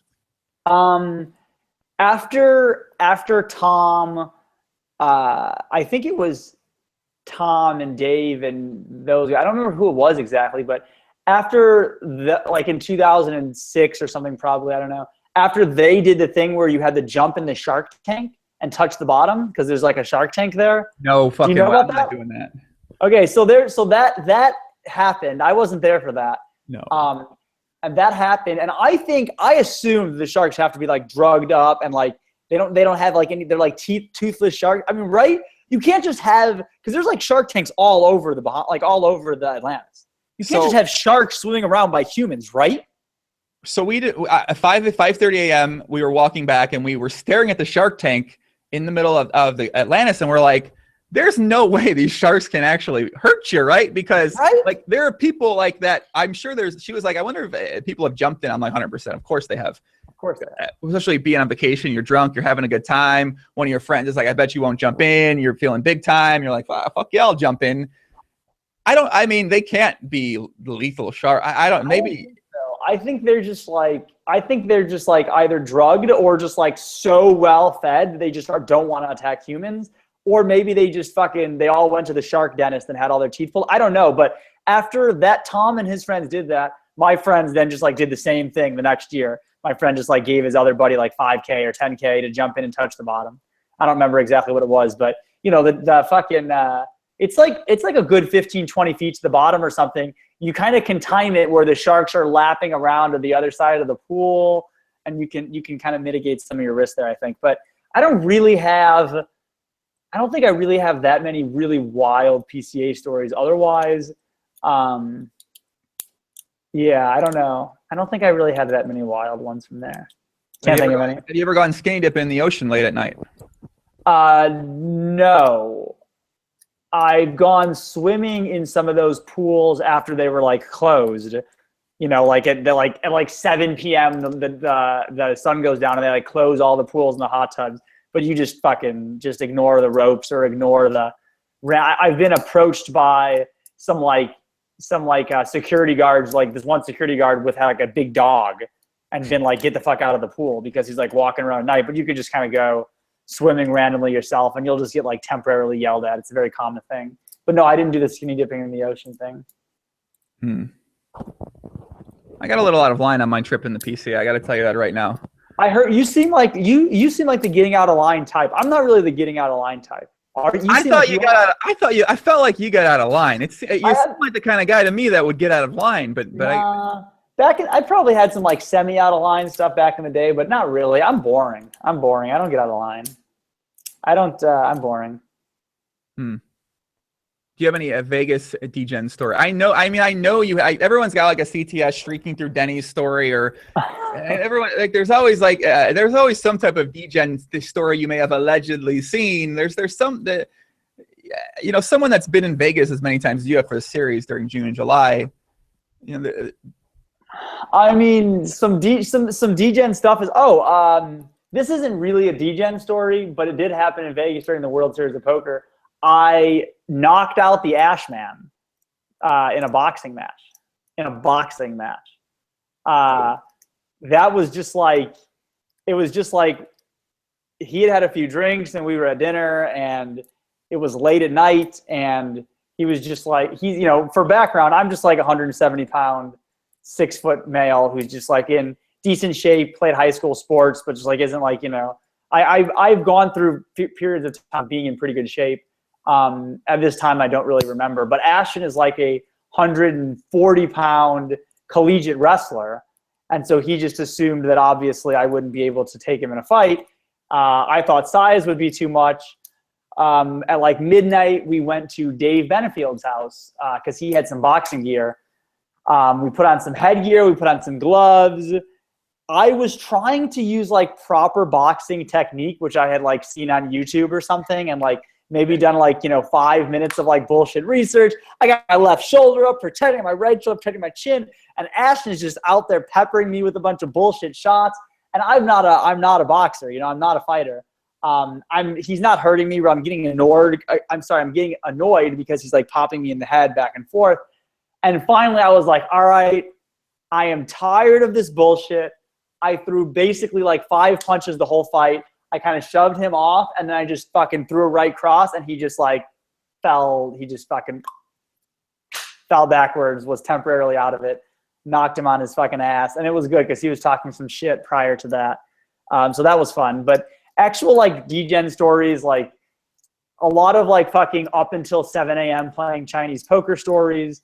I just don't fucking like couple of crazy stories about like one time my friend got so drunk he ended up in the elevator outside of Bally's, just going up and down. There's like a street elevator that's like, there's like on the main like Vegas and like Flamingo intersection, there's like a street elevator where like, I guess you can also like take the stairs or escalator or whatever, but like probably for handicapped people and stuff like that, or drunk people, you can take the elevator.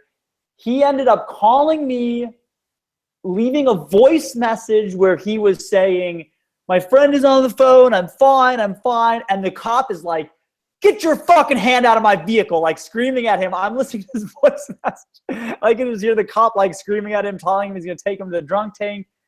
Then he ended up, we finally went to go like get him at like 5:30 a.m. And we talked to somebody outside of Bally's who said, oh, your friend, he was just here.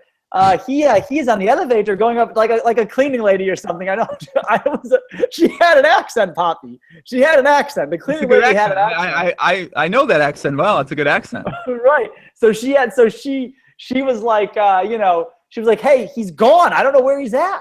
So he's not picking up his phone. It's like 6 a.m. Finally, I don't even know what we were thinking. This is like a missing. Like, what do? You just leave your friend, right? You just assume he'll figure it out. What are you supposed to do?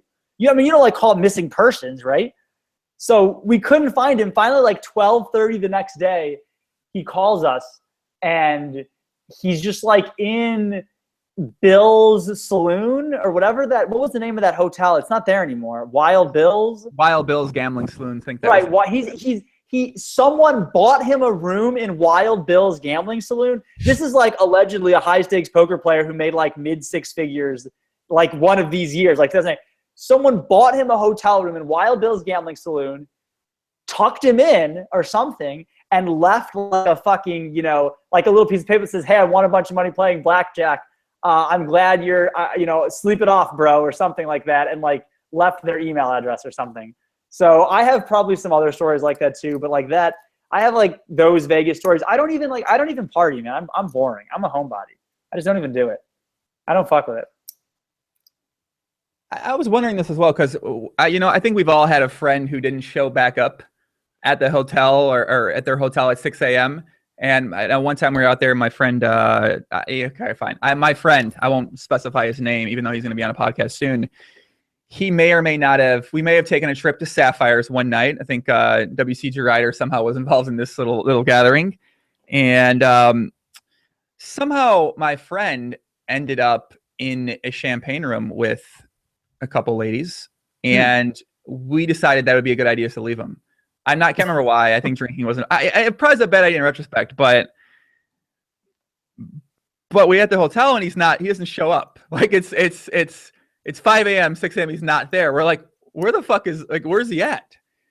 And we're like, who do we call? Like, do we file a police report? Like, I wonder what the process is. And so he shows up at 7:30 a.m., stumbles in.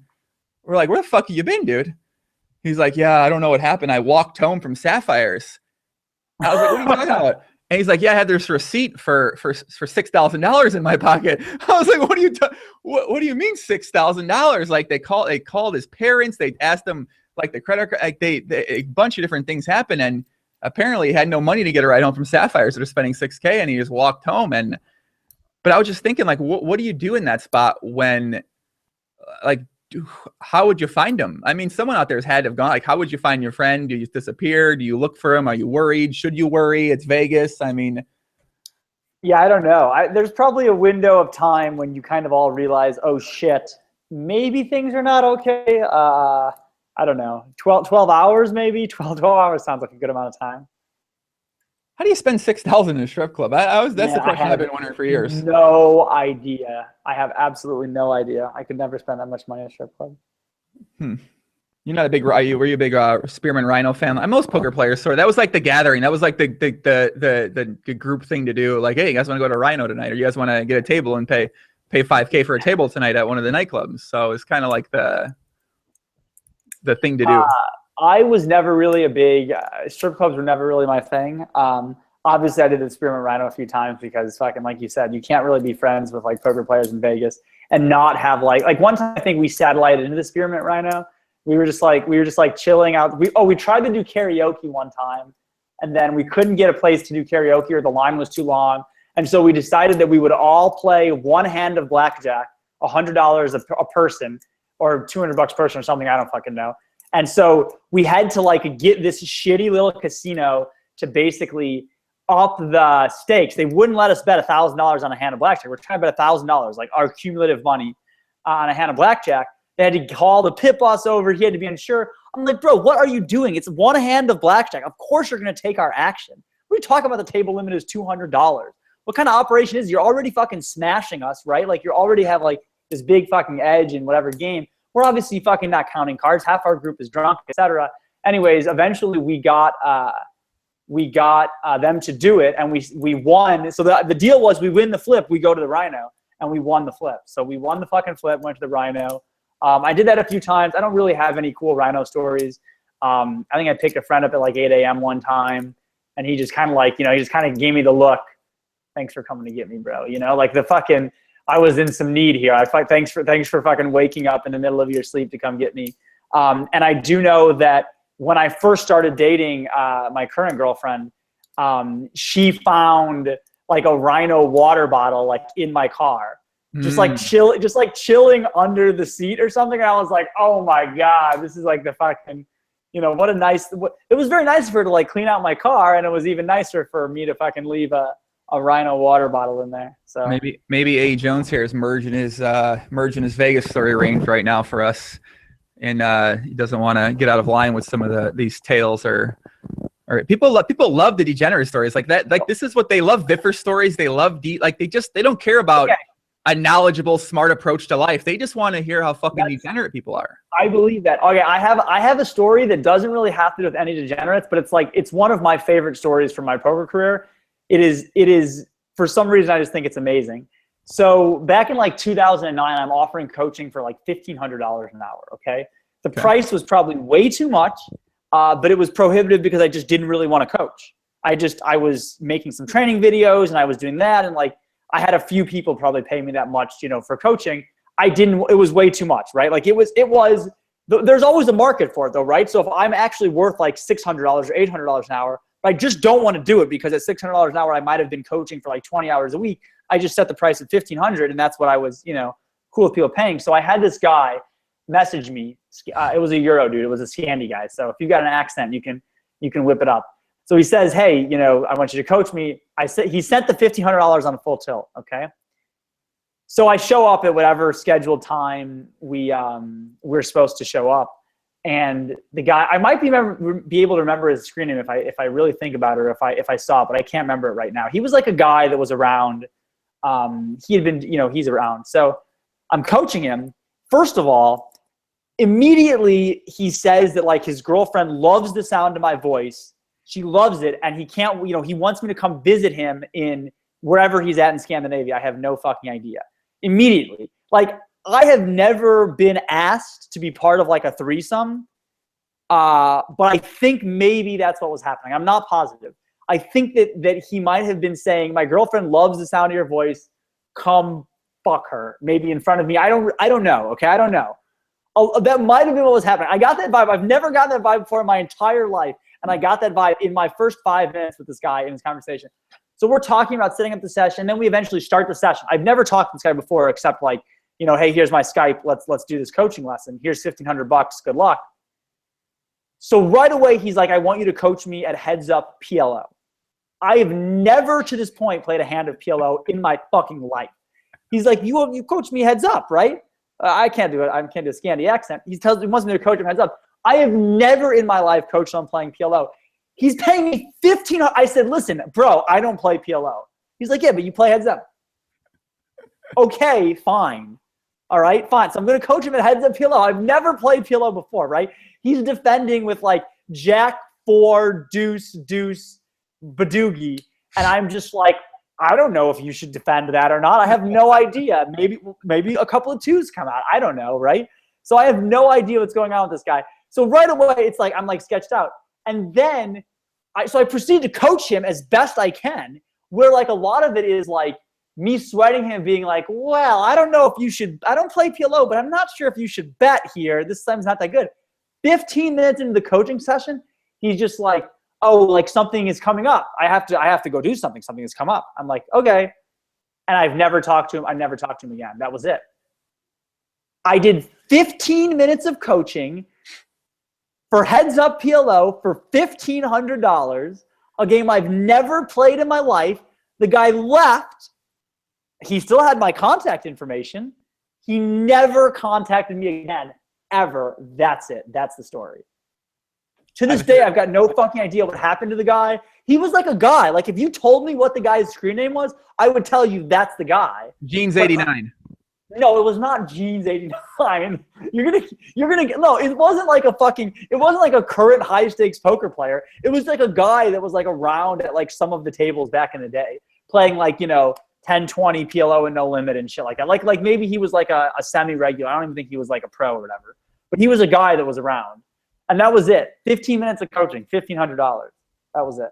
Well, I'm gonna never talked to him ever again. He never said, let's reschedule next week. He just said, I gotta go. And he peaced out. And that was it. I'm gonna have Jeans 89 on the podcast next Thursday. I'll ask him if that was him. Yeah, so find out. I have a theory, and I feel like this is the theory. So first of all, he tried to make you a cuckold and have you fuck his girl in front of him. That's possible. I think that's really possible. The first question he says is, my girlfriend loves your voice. I want you to come visit. He was trying to make you a cuckold, Poppy. He wanted to watch you fuck his girl. Like I said, I think you're right. I wasn't about to fly all the way out there to find out, but I think you're probably correct. I have a theory. So I think this is what happened. Him and his girlfriend was listening to the session in a bed.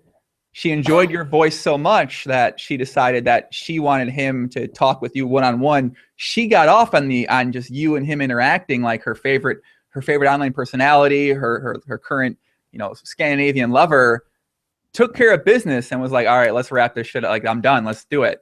That like exists. I don't allegedly. I feel like things like this exist in that sort of genre of fantasy or desire. So that certainly might have been what took place. Right. In other words, what I'm basically saying here is that there was a Scandinavian woman that used to pleasure herself to my poker videos. I'm pretty sure. You sold yourself for sex. It sounds like you were some sort of like online hooker or something. It sounds like. Okay, wait. This sounds like something that's illegal. I don't know. I can't confirm or deny that's true. Yeah, it's a bunch of years ago. We're just speculating around here. We're just alleged. Maybe this could have happened, maybe not. But Guy, if you're out there listening, please get in touch with Aaron and please redeem your 45 minutes of coaching. Redeem his 45 minutes of coaching where I can coach him at another form of poker that I probably haven't played in a long time, or he can really get his money's worth. Get me to coach him at PLO while I only played No Limit. Now get me to coach him at No Limit when I haven't played for 6 months. Genius. Yeah, I think my theory is good. Do you still play? So you play much poker now? How do you think your current skill level at No Limit Hold'em or PLO is right now? I'm still pretty good. I mean, when I say I'm still pretty good, I mean, like, you don't forget how to play in 6 months totally, or maybe it's been like a year since I played seriously. I might be able to win at mid stakes, probably not right away, maybe with like a week or two of work. I was pretty good. I share an office space with like Sauce, and so I live with some pretty smart people. Or I talk to some pretty smart people on a daily basis. Obviously, I'm still friends with Dan and all these guys that play No Limit seriously, and I have access to a lot of friends of mine or whatever that are all still very serious at it. So I'm quite sure that with a little bit of brushing up, some poker video watching, or just some general strategy talk or whatever, that I would be not that far. And I'm sure I'm still winning in all these fucking live tournaments, which are just silly, So. If you were going to watch videos, would you watch them on what site? The site that you're coming out with? Are you coming out with a site? I assume that the only videos that are any good right now are on Run It Once. I assume. Oh, okay. I mean, that's my assumption. What about Ivy Poker? What about Ivy? Definitely not Ivy League. Definitely not Ivy League. I don't. That turned into a bit of a mess. Yeah, Ivy League seems like it's they're doing a pretty poor job at their operation. Everything? Yeah. To be honest, I am essentially shocked that wasn't successful. Basically, the cliffs of what happened are, the first CEO that they had for Ivy Poker, which was Ivy Poker, was actually the web-based app. They were doing play money, which I think was a pretty bad idea. But the CEO, when that started, was just like, hey, Zynga Poker makes like $25 million a day, so we're going to start a play money site. We're going to put Phil's name on it. Phil's going to play and interact with everybody. It's going to make a fucking lot of money. And I was like, probably not, but I'm going to give it I'm going to, I'm into it. Like, I'm cool, I'll see what happens. Like, I'm happy to join up. I only cared about the training side of things. And to me, if Phil said he wanted to start making videos, that was just like that was sweet. That was just like an incredible opportunity. I was happy to, help him and help the website. And I thought Ivy League was a great name for a site. I saw us as sort of a, I saw us as sort of, at the time, I don't think Run It Once was just coming around at the time that like Lego was being bought by Ivy. And I kind of thought that we would, be competitors to them. I mean, I had actually talked about, there was sort of an opportunity for Phil to buy Lego.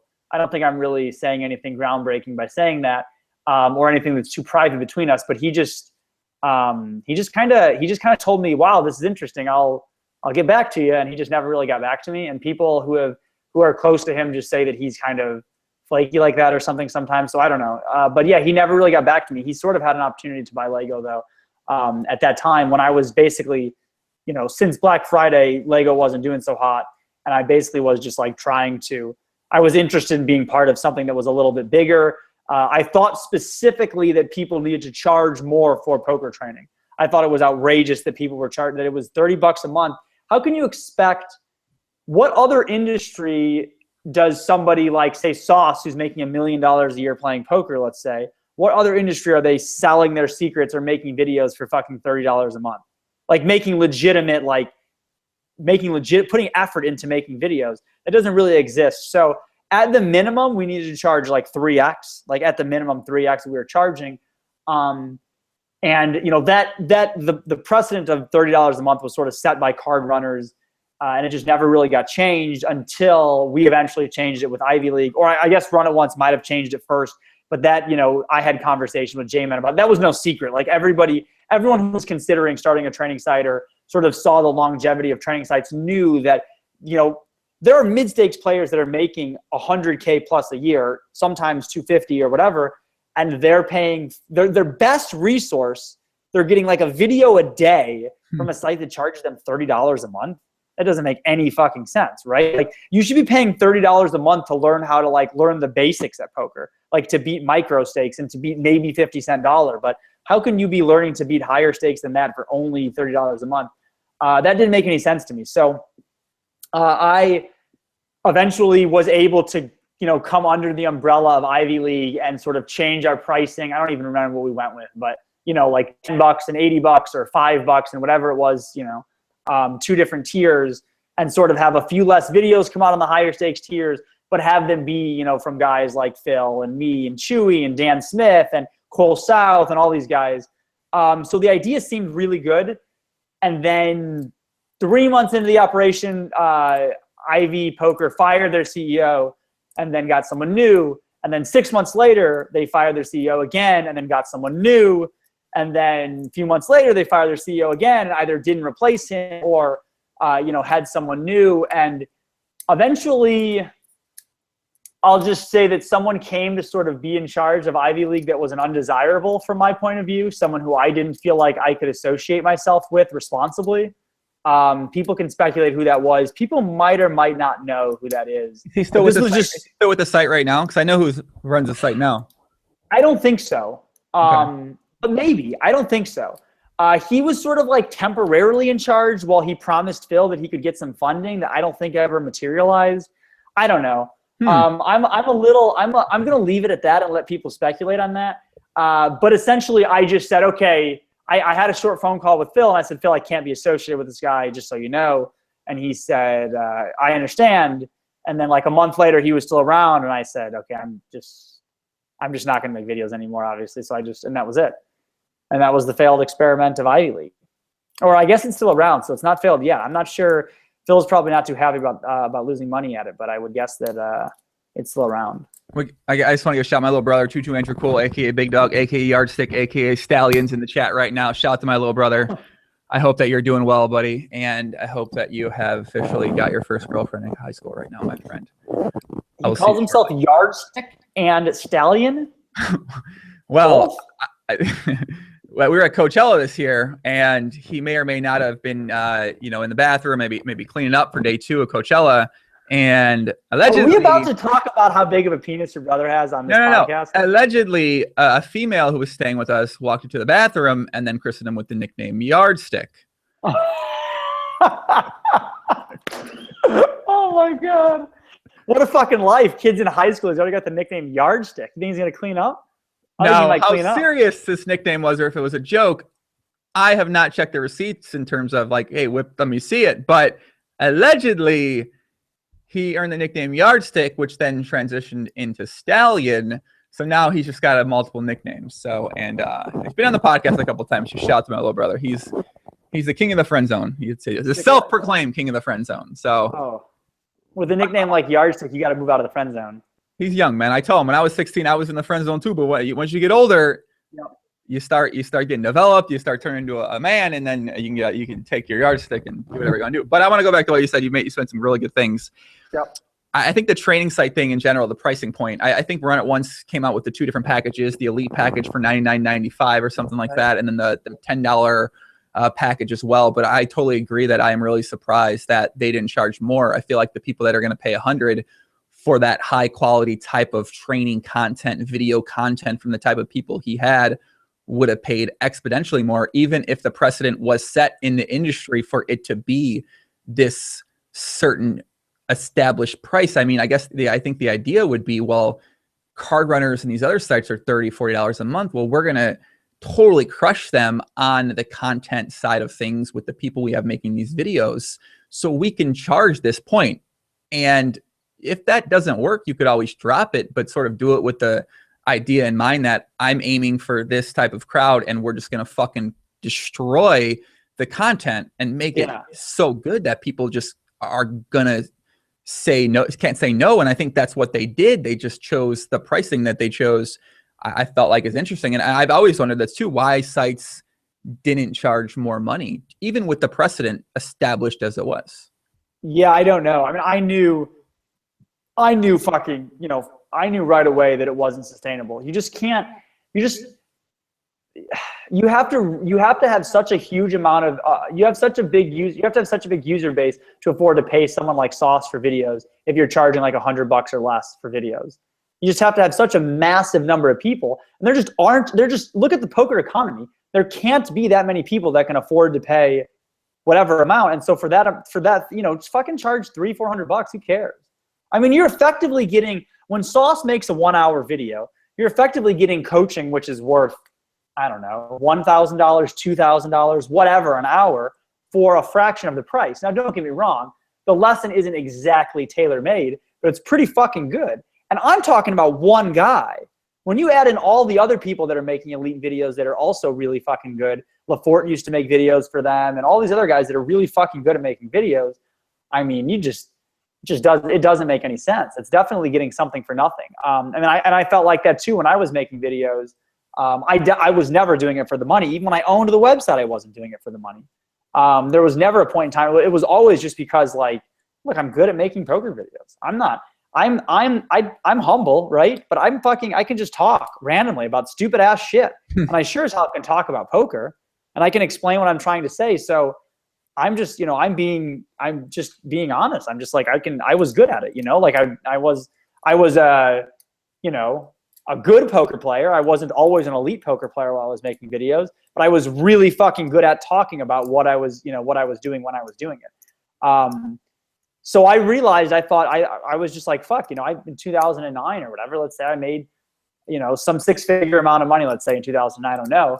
And a tenth of that wasn't from making poker training videos, yet I was spending dozens of hours in forums, and I was spending another couple hours making 2 or 3 videos a month. And I wasn't, I wasn't making a fraction. I think there's definitely a misconception out there that, that people are making training videos and cashing in all these big checks and that. There's basically been no training site that I know of that has paid such a large amount of money for training videos. First of all, that people can make a living off of it.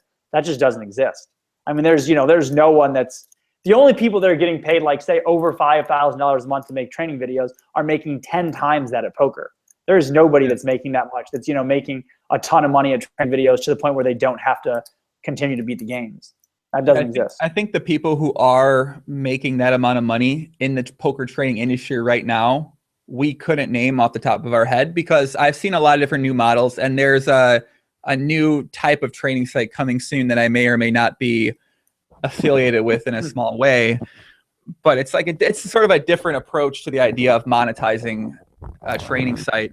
And I guess I'm just involved in terms of they're my good friends and they're doing the site and I have this podcast. So, but I think what the people who have really made money by doing it are sort of have taken a different approach to the idea of monetizing for separate videos, charging money for one concept video, and then selling it as a package. And there's different ideas that I'm really surprised mainstream training sites really never tried. They just sort of went with a subscription model and stuck with the subscription model for the duration of the site's existences. Yeah, I definitely I had all those ideas. Before I sold Lego, my last idea was that I was going to approach a couple of really, really good poker players guys that weren't quite making videos. I think I talked to Ike about it at one point in time, and I had a couple dinners with some people and talked to him about it and just said, listen, in order to ramp up, Leggo's revenue, because we weren't making any money after Black Friday, basically, or I mean, not like right away after Black Friday, but a year after Black Friday, we had lost like half our subscribers or something like that, right? So, you lose half your subscribers, you're obviously going to be looking around for new ways to make money, sustainable ways. And my thought was to just add a single person where you could buy their videos individually.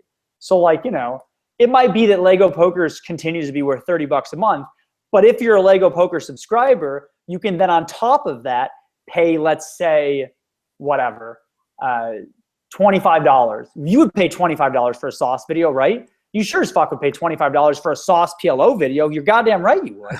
I'd pay $100+ for a sauce PLO video every time. Exactly. So my idea was to just individually say, hey, I want to just host your content. I want you to just be Sauce the training site, Ike the training site. I want you to be your own training site within Leggo.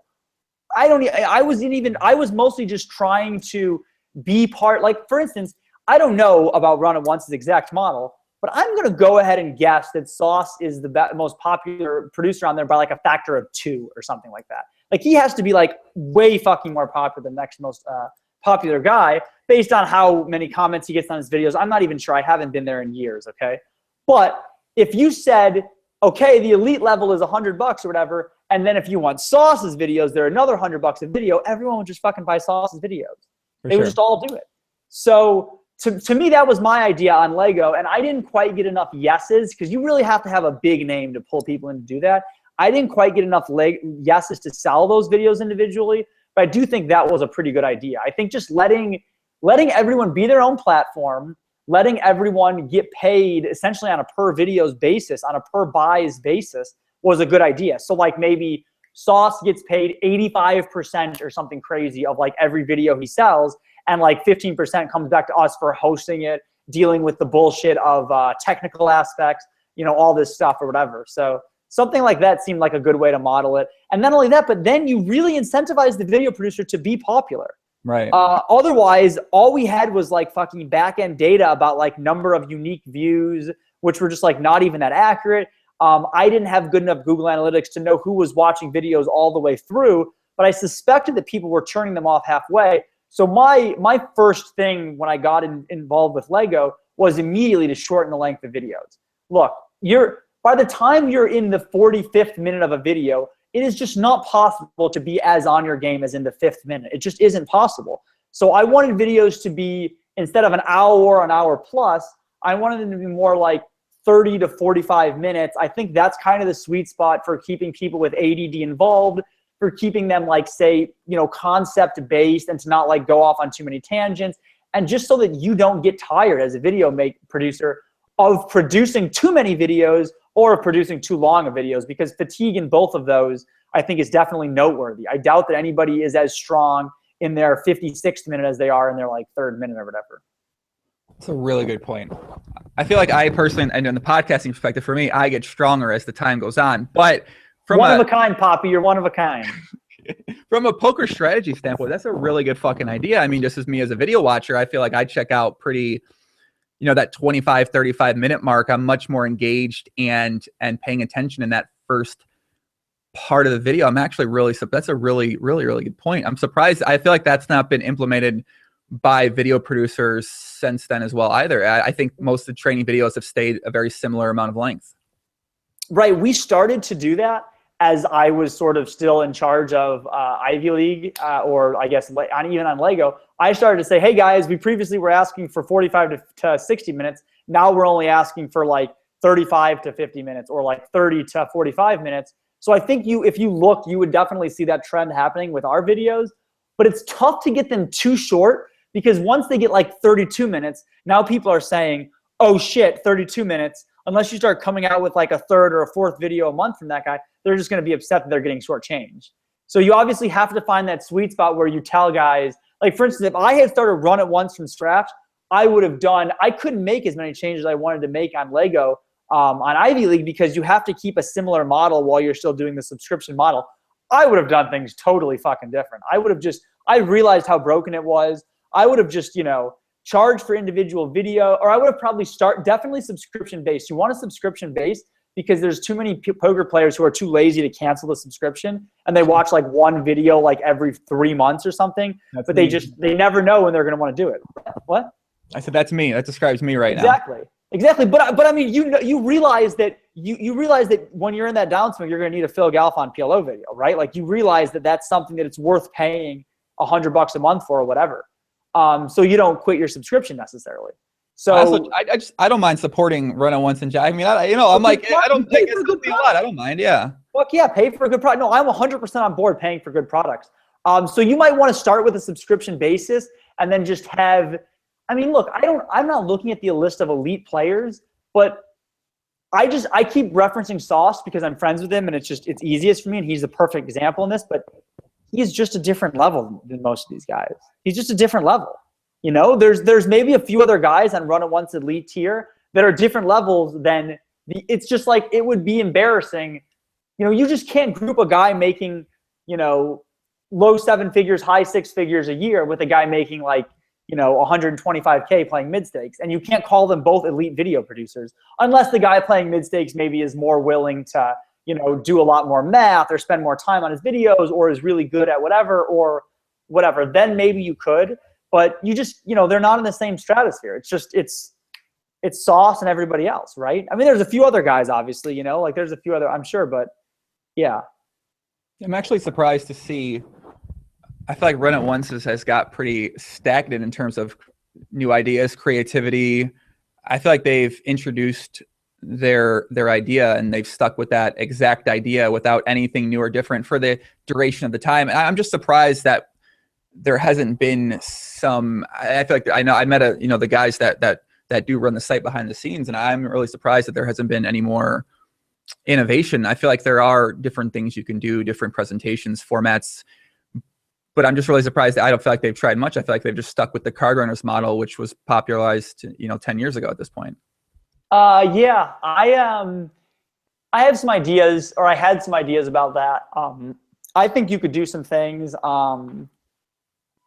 Yeah, I'm a little surprised too, I guess. I haven't really paid close attention. Last I looked, they were doing like obviously some like Chinese poker videos. Those were good ideas. I know Lego had chess videos for a while, which people loved. Curtains. Was a really good. Oh my God, I used to watch those. I never even played chess. I watched those. I just love watching those chess videos Curtin used to do. Yeah, he was a boss. And I think that anytime you have something like a poker training site, it allows it to be a platform for like similar things.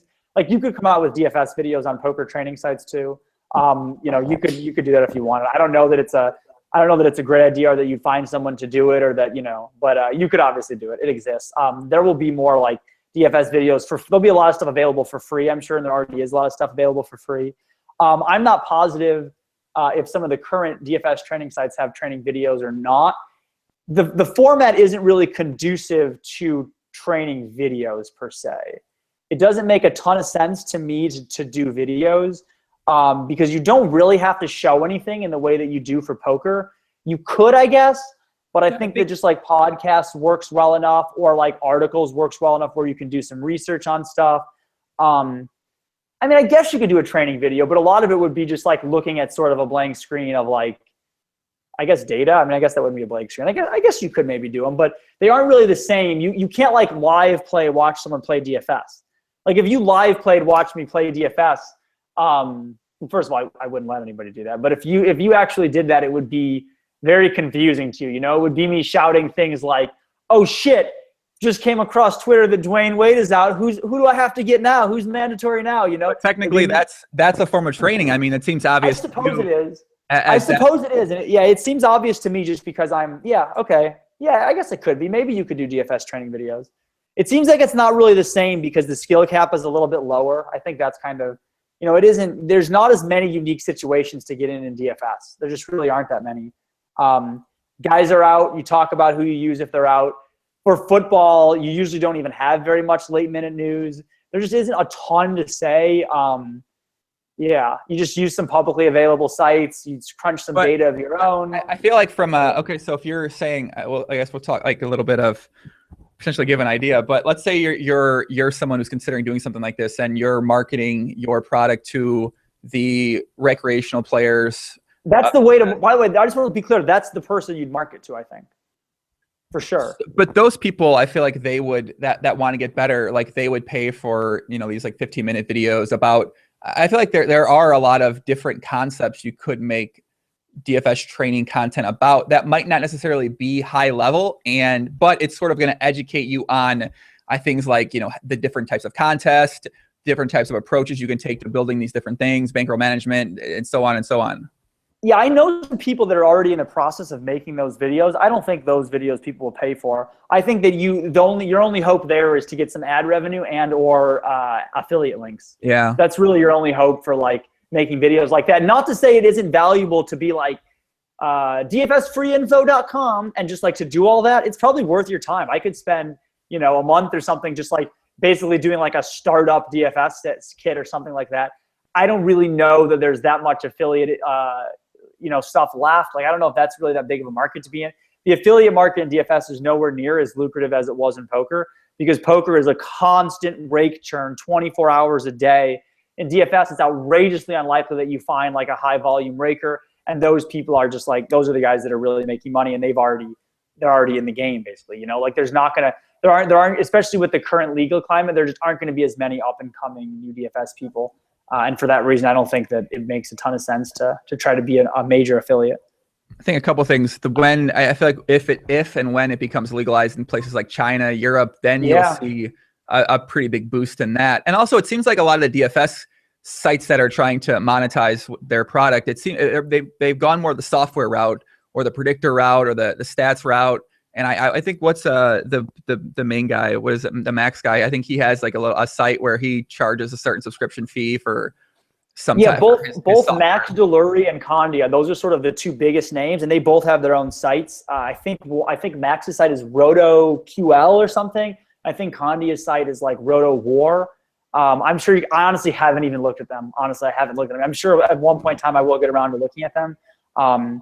They have everyone sort of. It does seem like everyone has gone the predictive model path. I think that's just because people want the answers. They just really want the answers. Yeah. I think that for that reason, I think that's a little bit of a mistake. I would rather teach a man to fish than just like give him the fish, I guess, right?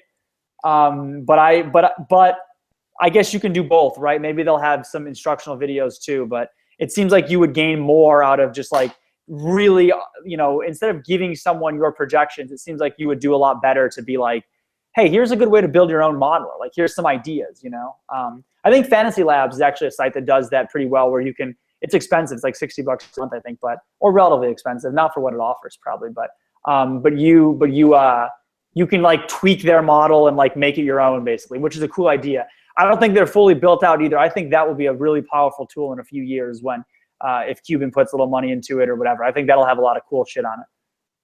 Yeah, I think when you mentioned about people paying for the DFS training videos, it probably takes somebody who's got a pretty big name in the community who's active. I mean, if someone like, say, you and Asani started a training site where you made videos and you got a couple of, like one or two other guys, I feel like people would pay for something like that. I would say so, yeah. I don't know exactly. I just don't know what the best format is. I don't know. Is it like short training videos? Is it like long podcasts?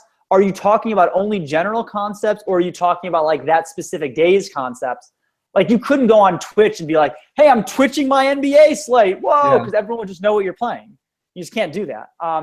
You could show videos after the fact. You could put them on. It could be concept. Yeah. I mean, we're giving too many ideas. I'm talking too many fucking strategy for all the DFS scavengers who are going to try to monetize these ideas right for free. Honestly, the reason I'm able to be so open about it, because I just don't think it's that good of an idea. I just think the skill cap is too low in DFS. I just don't think it's that good of an idea. I mean, I may eventually become affiliated with something like that when I just like get bored, because I do like to talk about DFS and stuff, but I don't see it as being some sort of like I don't know, maybe I'm just a little bearish on DFS's short-term prognosis because of all the negative effects around, the negative things around, like all of these states are what they call any chance states. And so they're just becoming illegal nonstop in all of these any chance states. Like Texas, it's going to be like, it's like illegal in Texas basically, or it will be in the next few hours or few days or whatever, because Texas just has some bullshit, old archaic gambling law, which says anything that has any amount of chance in it is illegal. And like, I mean, just, you have these laws from fucking 50 years ago governing the internet age. Fuck, it's crazy.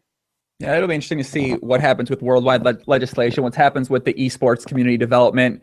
That'll be interesting. I agree. Poker's got the GPL. It seems like esports is really going to be a big thing, and I think that's going to spawn its own DFS type of community for people to participate in as well, so they could have that build up. That's a huge audience there. People love following this. These kids are future fucking degenerates who play on the computer. Their disposable income's lower, but they still have some to potentially fire away into that sort of thing. So it could be interesting in terms of where the direction goes with those things. Yeah, I think so too. I agree. I'm gonna go pee. Do some shout outs. All right, go pee. Man, you pee a lot. You must drink more water than I do.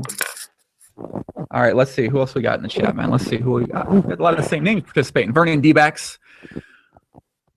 What up, puppy? Jason Mull. I already gave you a shout out. Matilde said he's watching on an 18-minute delay. Shout out to Matilde. Aaron X, I played DFS for esports, but it's quite small. Yeah, I agree. It's pretty small right now. But you never know what it could develop into. I think it's like sort of in its infant stages on the main sites where people have been, it's even existed. So as esports grows, it certainly could be something that grows along with it as well.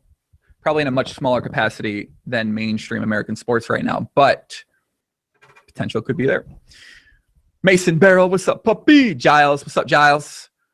Krusty77 on Twitch, what up, kid? Down top, P Sports, could be a thing. Bubbles Poker, what's up, buddy? Steve Moore, Chicago Joe, you're a damn boss, BAUS. Okay, thank you, sir. Much love, puppy. Much love, kid, much love. My buddy Ross is in the chat. Shout out to the 2+2 Pokercast. What's up, Ross? I see your pictures you've been putting on Snapchat lately from your poker sessions in Vancouver. Looking good, kid. Looking good. Queen Bee on Twitch. What's up, Queen Bee? How's it going? Dazzle says a lot of the niche DFS sports are pretty soft if you devote yourself to them, much more so than NBA, NFL. Might not be like that anymore, puppy, after here.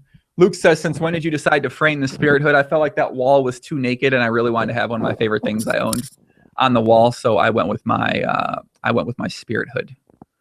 My buddy David Huber has been writing really great reviews for PokerUpdate.com. If you ever miss a podcast, you want to catch a really good review, check out Poker Update. David Huber's articles he puts out for each of my podcast. I think it's each of my podcast. And yeah, you back? I'm back. All right, I want to talk one more thing about Ivy League, and then I'm going to talk some basketball with you, and then we're going to wrap it up here because sounds good.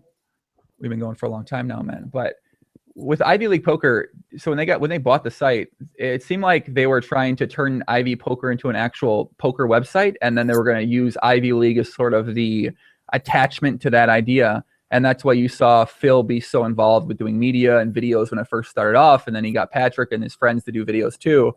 But Ivy Poker sort of didn't come to fruition for a couple of different reasons, and then they sort of showered the idea but kept the name. And I'm really surprised that they would still keep the name but just then stop really trying to make the site be something and use Phil's name to grow the site.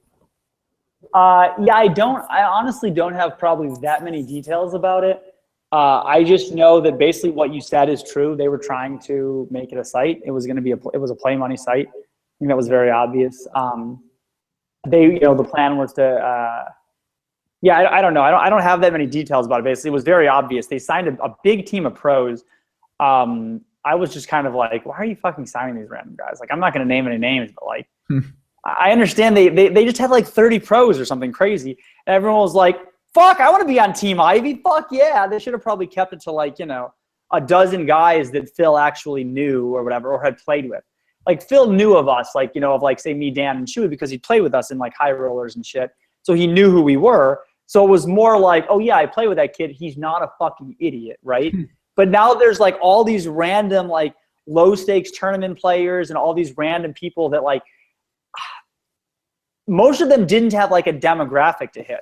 Like if you're going to sign like a random or someone who's not that good at poker, they have to actually like hit a demographic, right? Like they have to actually be like attractive female or Brazilian or, whatever, Eastern European or whatever. Like they have to bring somebody in or be interesting for whatever reason. And these guys, most of them were not really. And a lot of them just like, for instance, when when they were like, oh, Ivy League, Ivy Poker, great. Like, we'll use Ivy League. This is going to be fun.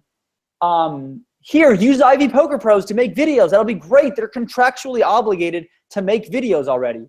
I was like, these guys can't put out poker training videos. We can't have people pay money to us to watch their poker training videos. They're just not that good. Yeah. Like, I think a lot of people would think this. Lego had like a really fucking high standard of quality. Like I think we did a pretty fucking good job of being like, no, that guy cannot make videos and that guy cannot make videos. And no, we're not interested in that guy. And actually finding people who had some talent. And of course, not every, Lego video producer was some sort of a crusher, but they almost all of them had some reason to watch their videos, like what they did something uniquely well. I think I did an okay job of just making sure there was nobody who was a total random, who wasn't like a specialist in some way, or wasn't, maybe if they weren't the best poker player, they were really, really good at talking and made good videos in that sense. So yeah, I was settled with some people that I didn't necessarily want to make videos for Lego/Ivy Poker. But I mean, whatever, like they're just a bunch of random pros, and some were obviously good. So we used, Cole South was a pro, so we used Cole. And that was kind of it. I mean, it was kind of a weird, like I said, the idea was play money site. That was the idea. It wasn't a terrible idea. There was definitely data that had said that a lot of these play money sites that were charging for like buying chips and whatever else, were doing really well, Facebook poker and stuff like that.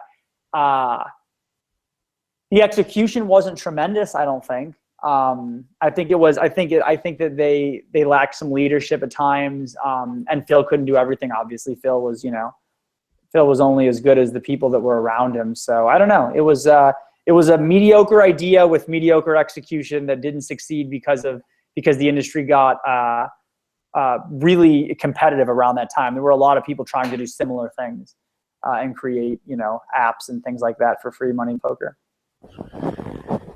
All right, let's talk some pickup ball, and then we're gonna wrap it up here. Big J, I believe in the chat earlier, I think you went to the bathroom during this question. He said, "Who would win in a one-on-one contest? You versus David Benefield, aka Raptor, aka David Benefield."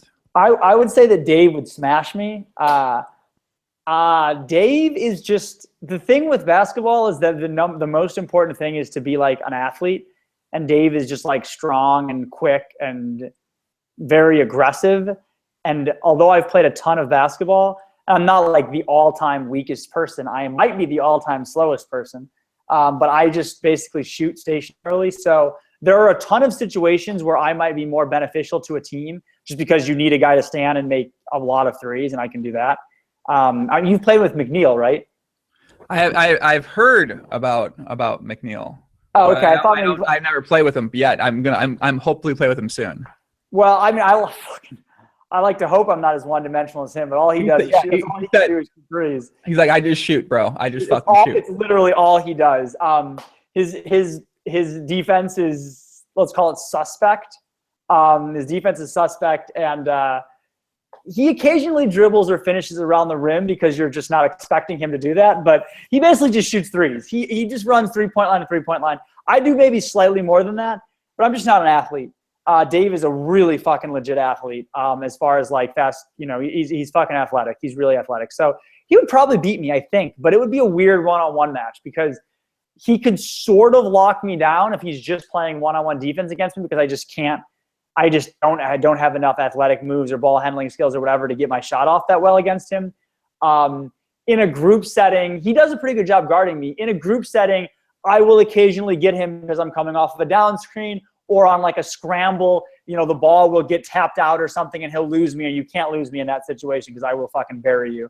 I'll score in that way. But in a non-5-on-5 setting, I would say that he would have a legit edge over me. Did you guys talk pickup hoops when he was on? Oh, of course we did. He loves it, man. He loves it. He actually wasn't, when I started playing with him, he wasn't much of a basketball player 4 years ago or something when we started playing. And he's just, after we're done running for 2 hours, he'll just be like, bro, show me some drills. I want to do some work.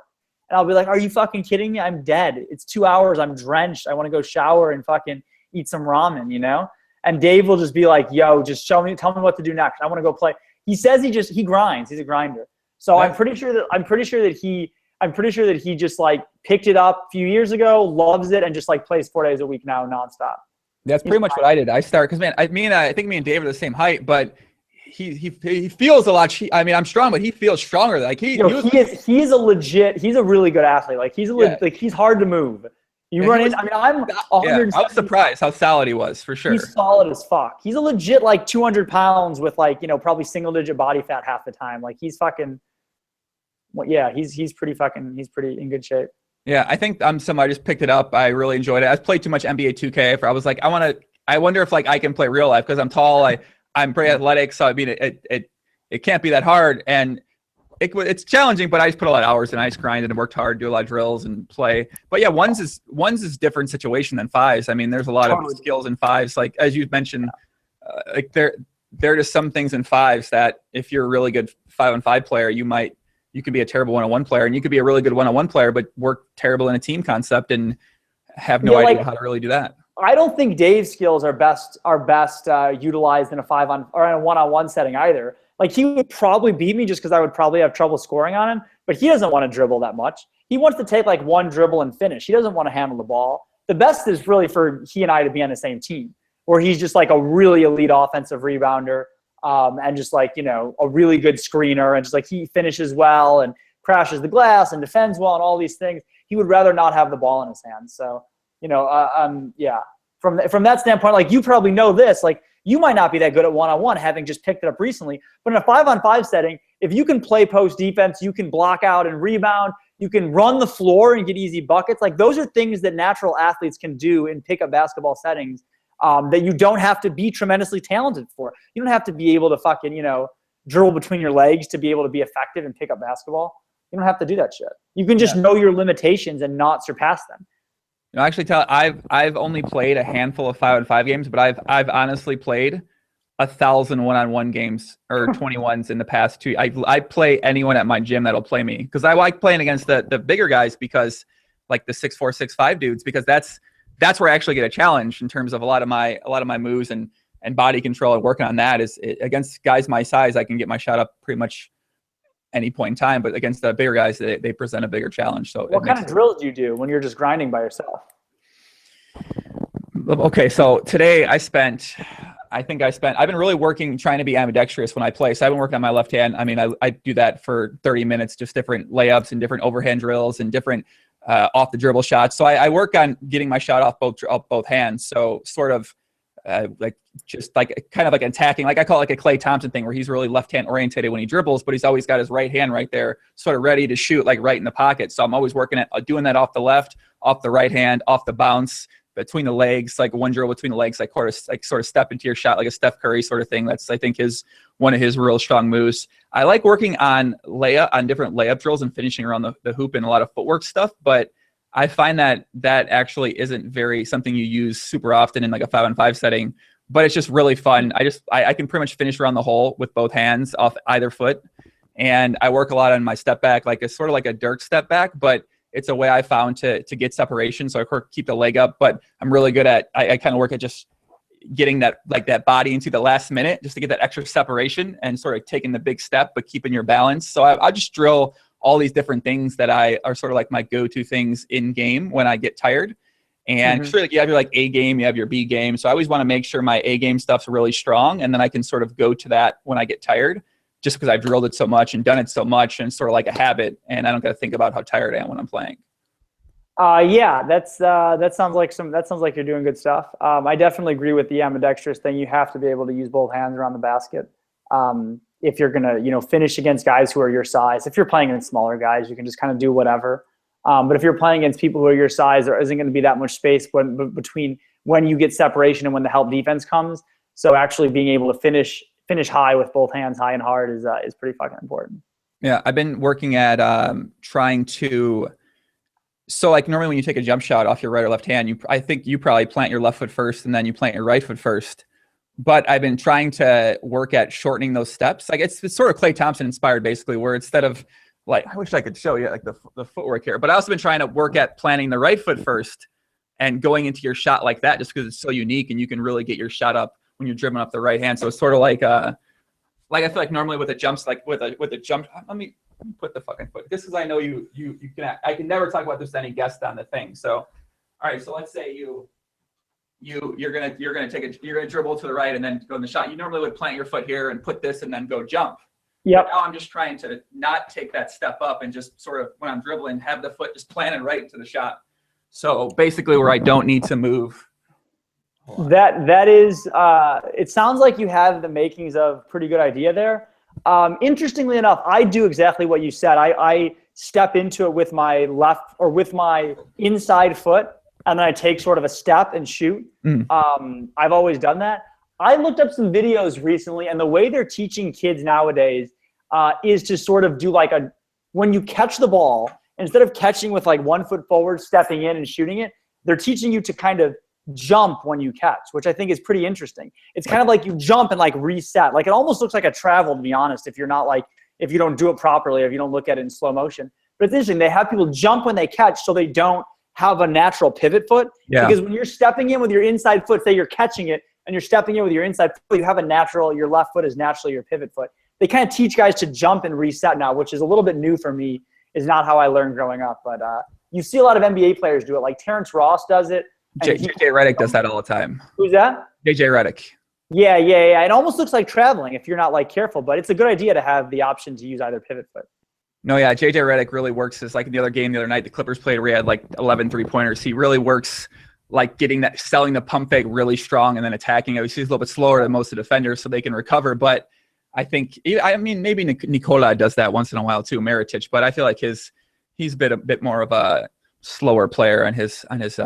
He might be a little slower, but he's definitely got the Euro moves. Euros are they love that pump fake. They especially love the pump fake, even when it seems like it shouldn't be threatening. Like even if they can't shoot, they still love to pump fake. Or even if they're not going to shoot, I know like Jonas Valanciunas loves to pump fake. He just does this like this, and he does it like 3 times in a row. And I don't know how fucking guys bite on it because he shoots it like 4% of the time. His like fucking shooting tendencies are so ridiculously low. People just fucking jump on it all the time. But yeah, if you can, Nikola is a decent 3-point shooter. He probably has a rep for being a better 3-point shooter than he actually is, to be honest, if you look at his numbers. But he's good enough.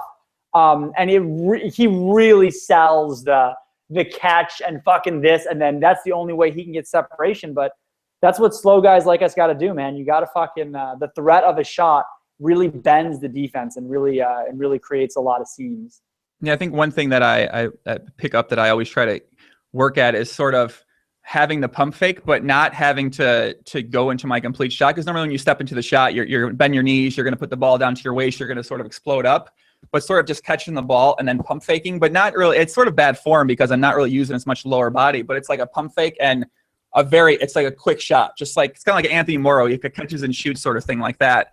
And I found that it's just if you do like 2 pump fakes, they're not going to really put their hands up because you're sort of threatening the drive, so you can just sort of get your shot up without having to jump much. I try to not jump a lot because you get hurt and pick up ball. I broke my finger, and after that I'm like I don't want to. The less I jump, the less risk I have of breaking my fucking leg or hurting myself under one of these dumb fucking people at the gym who have no idea how to box out, play defense. They bite on pump fakes and fall on you. They're closeouts. They run into you. So I'm like, the less I can jump, the higher I can get in the air, the more effective long-term I feel like I'll be playing ball. I don't know if you experienced that, just people who have no idea what to do in situations and they just fucking destroy you, fall on you, you fall awkward and stuff like that. Yeah, I've definitely sprained some ankles pretty severely in the last few years. I haven't had one for probably a couple of years now. And I've definitely, as I've gotten older, been less aggressive on jumping, even like going to the hole and stuff. I'm more likely to take a pull-up jumper than I am just like go in and like aggressively finish. I've been way more smart about those things. Honestly, I can't even, I have a few groups of people that I play pick a ball with at the various spots that I live. I haven't just gone to a gym and picked up fives and been like, hey, I got next for a number of years. I just can't really do it anymore. You just run into too many ball hogs, too many people that don't try hard, too many people that don't want to run back on defense, just too many people that do dangerous things like go underneath you while you're shooting a shot and stuff like that. Just a lot of really fucked up shit that just I like to avoid. So I really only play we have the summer game that I think everybody knows about. With Mercier and I were sort of the two that Jason and I were the two that fucking started it. Dave is obviously a regular, and there's a bunch of guys, and everybody has either played high school basketball or like you and Dave was some sort of a high school athlete and like just picked it up later in life and like really likes to play. But we don't have any scrubs. A couple of like probably more selfish players, but for the most part, we have no scrubs. Everybody plays hard and is like a smart player. And that is really, for me as like a 29-year-old old fogey who like points at guys and goes like, you're fucking, you're not playing the game the right way. Right. I just like I can't play in pickup games where like the guy is only thinking about his own shot and isn't thinking like, well, perhaps we pass it and set some screens for each other. We'll get an easier look. I can't play in those anymore. So I'm off it. That's the biggest reason I avoid, like, I just like playing 1s and 21s at the gym is because you get like it's just, I don't really enjoy myself playing with people who are just. Poppy, stop with the benders and play with us during the World Series. Raptor invited me out every single day, but I went out for 17 days straight. I was having a good time during the summer in Vegas, man. I was not ready to play basketball at fucking 9 a.m. with you psychotic people who are. It was like 10 or something, or 11. We changed the times a lot. My condition is probably my weakest part. My condition's strong, but it certainly could be better just in terms of maintaining my explosiveness at like A level.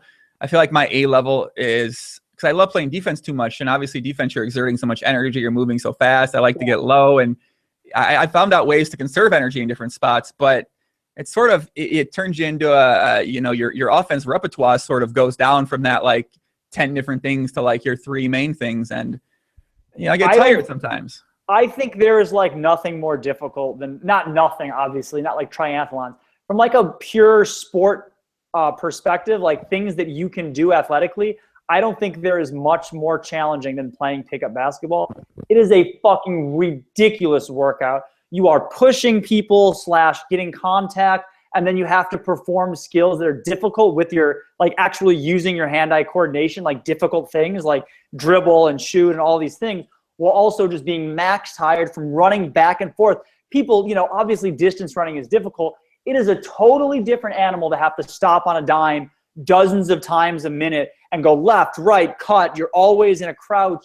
You're sprinting up and down the floor. It is a ridiculous workout. Unbelievably good workout. Yeah, you get in shape fast playing pickup basketball in the summer for sure.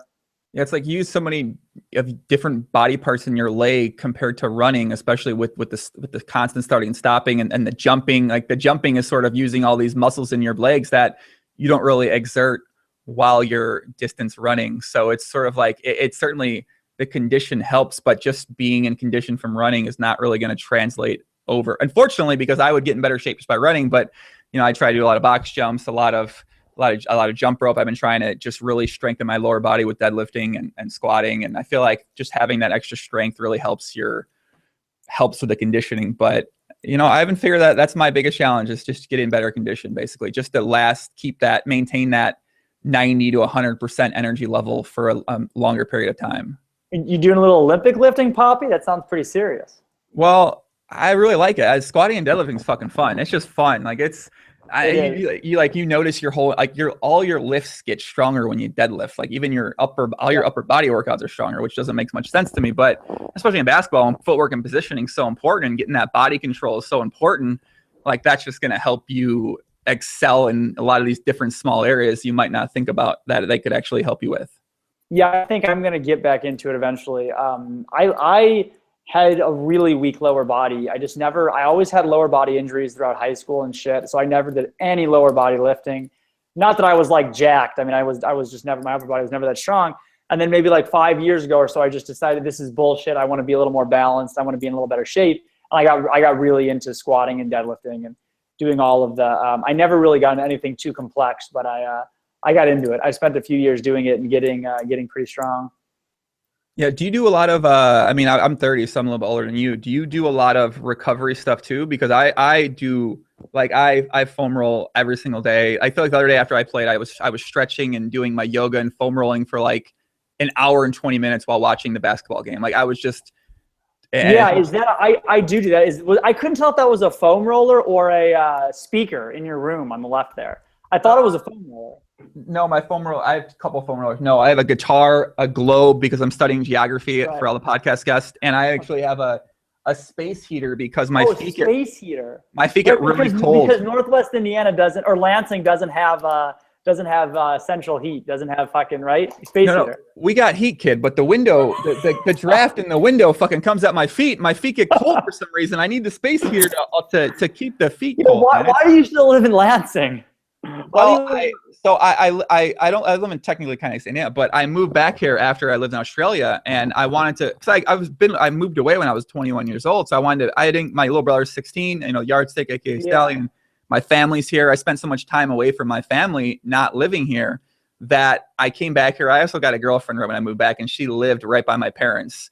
So I was like, I can get a place in the city. It's going to be distracting. I really want to focus on poker and just do really well and sort of excel at that. I want to see my family. I want to see my girlfriend. So I got a place pretty close to my family because I was like, oh, this will be perfect. And we broke up. I can't remember when we broke up, but I've decided it's just better for me to I travel a lot too. So it's better to keep this place, sort of focus on, I love playing basketball. It's right now. It's literally 2 minutes away. So it's perfect.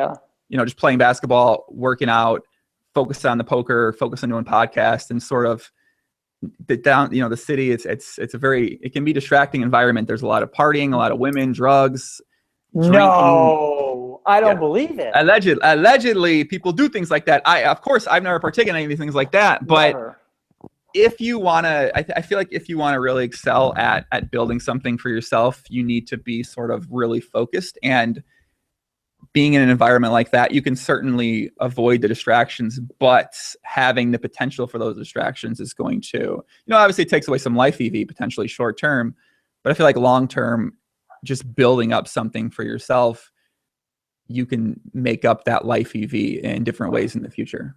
Are you from the region? Did you go to high school and stuff there or what? Yeah, I went to private school. I went to Catholic schools. Wait, is it like a place I know? Can you say it on the podcast? Is this like not? Is this like a? I went to Marian Catholic. I think it's on my. Oh, Facebook. you went to Marian Catholic. Yeah. Okay. We might have been in the same. We might have been in the same. What did you? I graduated in what year did I graduate high school? Wait, I should know this. I graduated in 2005. How do you forget what year you fucking? 2005? Yeah, I graduated in 03. How do you figure out what year you graduated? 03. What? Yeah, well, in Illinois, it's different. The ages is different. I think in Indiana, if you're like, you could be the same age but be a year back. Yeah. I went to Bishop Knoll. So we both went to Catholic schools. Do you think Catholic schools helped you in any sort of way at all? I don't think at all, but maybe they did secretly. No.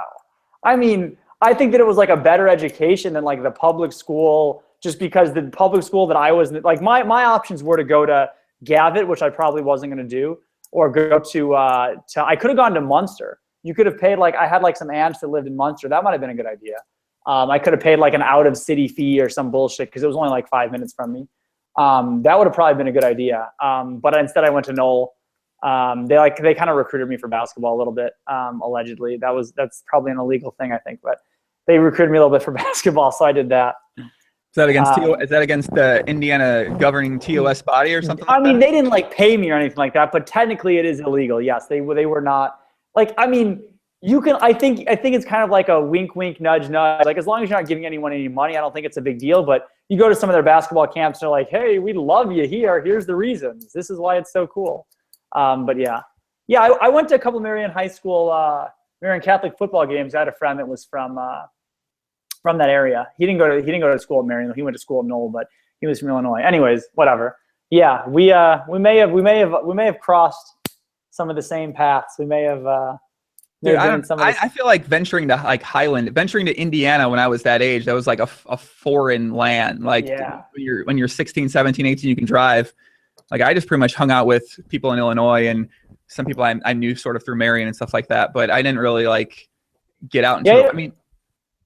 I had a friend that lived on, I think, like Avenue H or something, Avenue O or something, one of those streets. Fucking, it's just on the other side of the Illinois-Indiana border. So I hung out a little bit in Illinois, but you're right. It was like, I didn't. When you're like circle of things when you're that age is just so small. Like you just know like the local things. You don't like just fucking drive like an hour away for no reason or whatever. You just have like such a small like amount of places. Your world seems so small. Oh yeah, and then you get older and you're like, when you're in one town, you're like, how the fuck could I ever just be in this one town and go to these same food places, that like the families there, the groceries, like you went to the same places all the time. That's all you really knew. You hung out at the street. Used to hang out with my car group at like a Walgreens parking lot on Ridge Road over in Illinois, and like fucking command the street corner, wave to girls, yell at chicks and stuff like that. Like that was like our life. And now it's like I couldn't imagine fucking doing that Allegedly, when I was like 17 years old and outrageously stupid, we used to drive by this place in Lansing. I think it was called The Muse. Is that right? The little cafe with all the emo kids were having and stuff like that. Allegedly, when I was young and stupid, I threw some water balloons at some people a few times. Allegedly. All alleged. I think you're using alleged in the wrong context. What? I think you're using allegedly in the wrong context. I allegedly may have done this. I don't know. I think it's okay. It'll slide. No one's listening anymore anyway. We're this far into the pod. No one. I mean, a lot of people actually listen. What is the retention rate? Like what? Like 1,000 people start and like 7 remain? Like what? Who is really listening still 3 hours in? I don't know. Listen, I asked myself this question. I checked the analytics on Google. It's surprisingly a decent note. It's over 20% that watch the entire fucking thing. So wow. You got like 20,000 views, 4,000 people are retained to the end somehow. I believe me, it shocks me looking at the things. I'm like, fuck, man, these people aren't like. But I feel like the discussion you get is something in the poker world that you don't really get anywhere else. It's just like it's something that's not really out there and available for two people who. Yeah. I mean, honestly, especially there are people that don't have like a ton of friends within the poker community. If I was just looking to listen to two people talk about like semi-poker related things or bullshit about life, especially if it's someone that can, they can talk, you can hold a conversation, you're used to talking to everybody and all this stuff. And it's just not like a terrible thing. I mean, what if you were just like, I mean, this is an extreme example, but if Sauce and Ike were talking about PLO, you would just pay like $1 zillion and you would never turn it off, right? I would never turn it off. So I would never turn it off in my life. No. Very diet. I would, we're diet versions of that, right? I think so. I think people like aspire to have this lifestyle, make $5 million at DraftKings or be successful at poker or travel, live in these different places. So, most people that do these type of things in their life, they usually have some pretty inspiring qualities in some fashion about themselves, and people like to listen to that, like to try to, learn some from them, learn in whatever way they can, or take qualities from people that are maybe interesting or doing things well and successful, and integrate them into their own thought process of their own life. Okay, then I will leave everyone with my sage words, with these sage words of wisdom for everyone that made it this far. If you want to be successful, the first and most important thing is to stop thinking that you are doing something proprietary or unique, or that people have this incredible singular view of the world because they think about it. How could you not be a selfish person or an arrogant person? Every single thing that has ever happened in your life, you've been the center of. Everything ever. You've never not been the center of something. If you were at a concert, it was your view of the concert, right? So everyone tends to have these ridiculously first-person, selfish, well, no one could have done it without me. I was obviously the central thing of that. And I think that everyone should really just fucking let that go. Don't just fucking let it all go. You're a person. You're put in that situation through a series of nature plus nurture plus whatever, and just make the best out of every situation. You aren't always, don't ever forget that you aren't always the center of everything, that you aren't always what makes the world tick. Don't ever forget that, ever. I won $5 million playing DraftKings, and I'm almost ashamed to say that I did it. I did do it, but I'm a product of my environment, my experiences around me, my friends, my other people that have helped me, countless resources that I've obviously been fortunate enough to use, people that have put really hard work into researching football, all these things. And that is what made me successful. I am not like the only person that could have won $5 million playing DraftKings. I want to be very clear about that. I am very lucky to be on this ride and to experience this level of success. And I feel that way every day, every single day. So what do you think people can do out there listening, like immediately? What viewpoint, what mindset do you have to change to sort of stop looking at it like that and start looking at it not like you're the center? You know, because it's like a hard, like, well, how do you start? It's so difficult. What can you do? So difficult. All you can do is try to be as absolutely objective as possible. I would say the best way to start that is to start by just putting yourself in someone else's shoes as absolute best you can. As it's outrageously difficult because you can't, but whenever you disagree with someone and you want to yell at them like a lunatic, like these idiots on the internet that are just like all these people that judged Ike. I don't know why this is the first thing that's in the top of my thing, but everybody, all these idiots that were screaming for his head when they were like, oh, this and this and that. For a fucking second, those idiots couldn't imagine being placed with a social responsibility of what he was placed with. Not for a second. They have no fucking idea what it takes to make an ethical decision in a split second in the moment about something that, you know, that sends ripple effects throughout everybody, you know, all these things, that he made a split decision and he was wrong and he admits that he's wrong. And these fucking idiots want to judge him for it because they've never been in a situation like that. You have to always just take a deep fucking breath and think to yourself how difficult that would have been, how ridiculous of a situation it is. And instead of belittling someone or judging them for their decision, now obviously decision to cut off your wife's head or something like that was a terrible decision and fucking that guy's an idiot, okay? There's basically no justification for that, right? But in so many situations, all of life is just this sliding scale of gray. It's just all this incredible, and we want to listen to, we want to think that life is narrative after narrative after narrative. As someone wants to say either Ike is bad or Ike is good. Which is it? Ike is bad or Ike is good. You know, you have to decide. Brian Hastings is bad or good. Which is it? Okay? Obviously, more than likely, you could come to conclusions that this guy is towards the spectrum of good or towards the spectrum of bad. And I wouldn't hate you for drawing those conclusions, but don't ever forget that this other person is a human making incredibly difficult decisions. Now, if they fuck up and they make bad justifiable decisions, you should crucify them for it. That's all there is to it. The court of public opinion should hold that person in very low regard. If they don't, you should be very slow to judge somebody. You should be very careful to judge someone like Ike, who's, you know, placed with a very difficult social responsibility and has to deal with all these shit from these fucking guys that are just like screaming for his head. I can't even imagine. It reminds me of this Joe Rogan thing. Joe Rogan has this like 10-minute thing you can listen to, which is called like negative blips of energy. And whenever I see a person trying to be, trying to bring someone like Ike down, who by all accounts made pretty good fucking decisions the whole way and probably doesn't have anything to be sorry for. And his apologizing is like, I high five for that he can like actually stomach, you know, saying that he made a little bit of a mistake or whatever. Whenever I see people trying to drag someone like him down and who's now been very open about the whole process since he's resigned from Stars, I just think of this Joe Rogan thing where he just talks about how all of these people on the internet are just negative blips of energy. And what would inspire someone to turn their life into to being this shitty negative person who hides on the internet under a screen name and is just like, doesn't have a social responsibility to answer to. I'm no longer a screen name. I'm a person, you know, I'm AEJones. And if you Google me, you can see who I am. I have actually something to hold up to. I'm not fucking, you know, Kicking Kittens 409 or whatever, who like doesn't even have an avatar and can't place a name with a person. These are the people that wind up, you know, being very negative. Don't get me wrong. I think we should question everything. I think we should hold Ike accountable.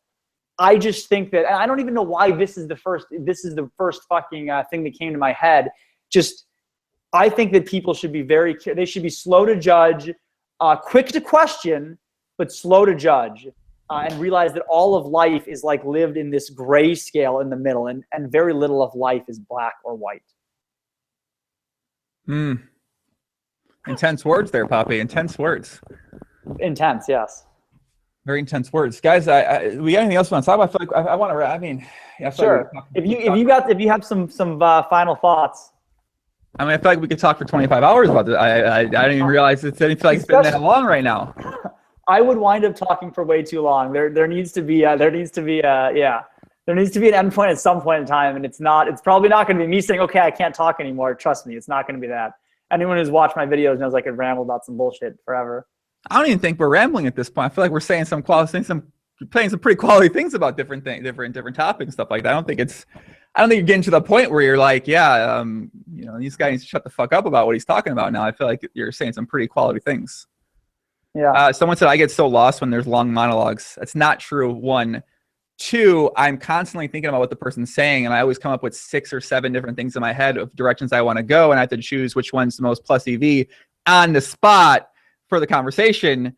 So I'm thinking about which one I'm going to choose. And second, I know we're going to wrap it up. So I'm going to end on that monologue that basically he just said. So there's the strategy behind that, Trezzy. And I just want to say you're very incorrect. I don't get lost.